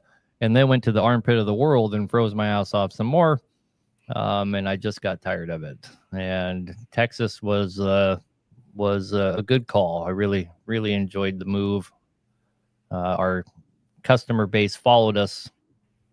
So it didn't hurt us at all. It only helped us out. So that's what we're doing here. You know, that was all oil field. and North Dakota oil field. And then during COVID, I started selling my trucks, and then there was really no purpose to be in North Dakota anymore. If I wasn't going to do the oil field, why be there if I'm not going to do the oil field? It's not my home, and it's miserable as shit there. It wasn't not like there was lots of things I liked about it, but nothing that I liked about it enough to call it a permanent home if the oil field wasn't keeping me there. So anyway, guys, we appreciate you. We'll see you next week. Travis, again, thank you, sir. We'll Thanks, talk. Aaron. Yes, sir. I enjoyed our time. You have a good night, man. Yep, Happy you too. Thanksgiving.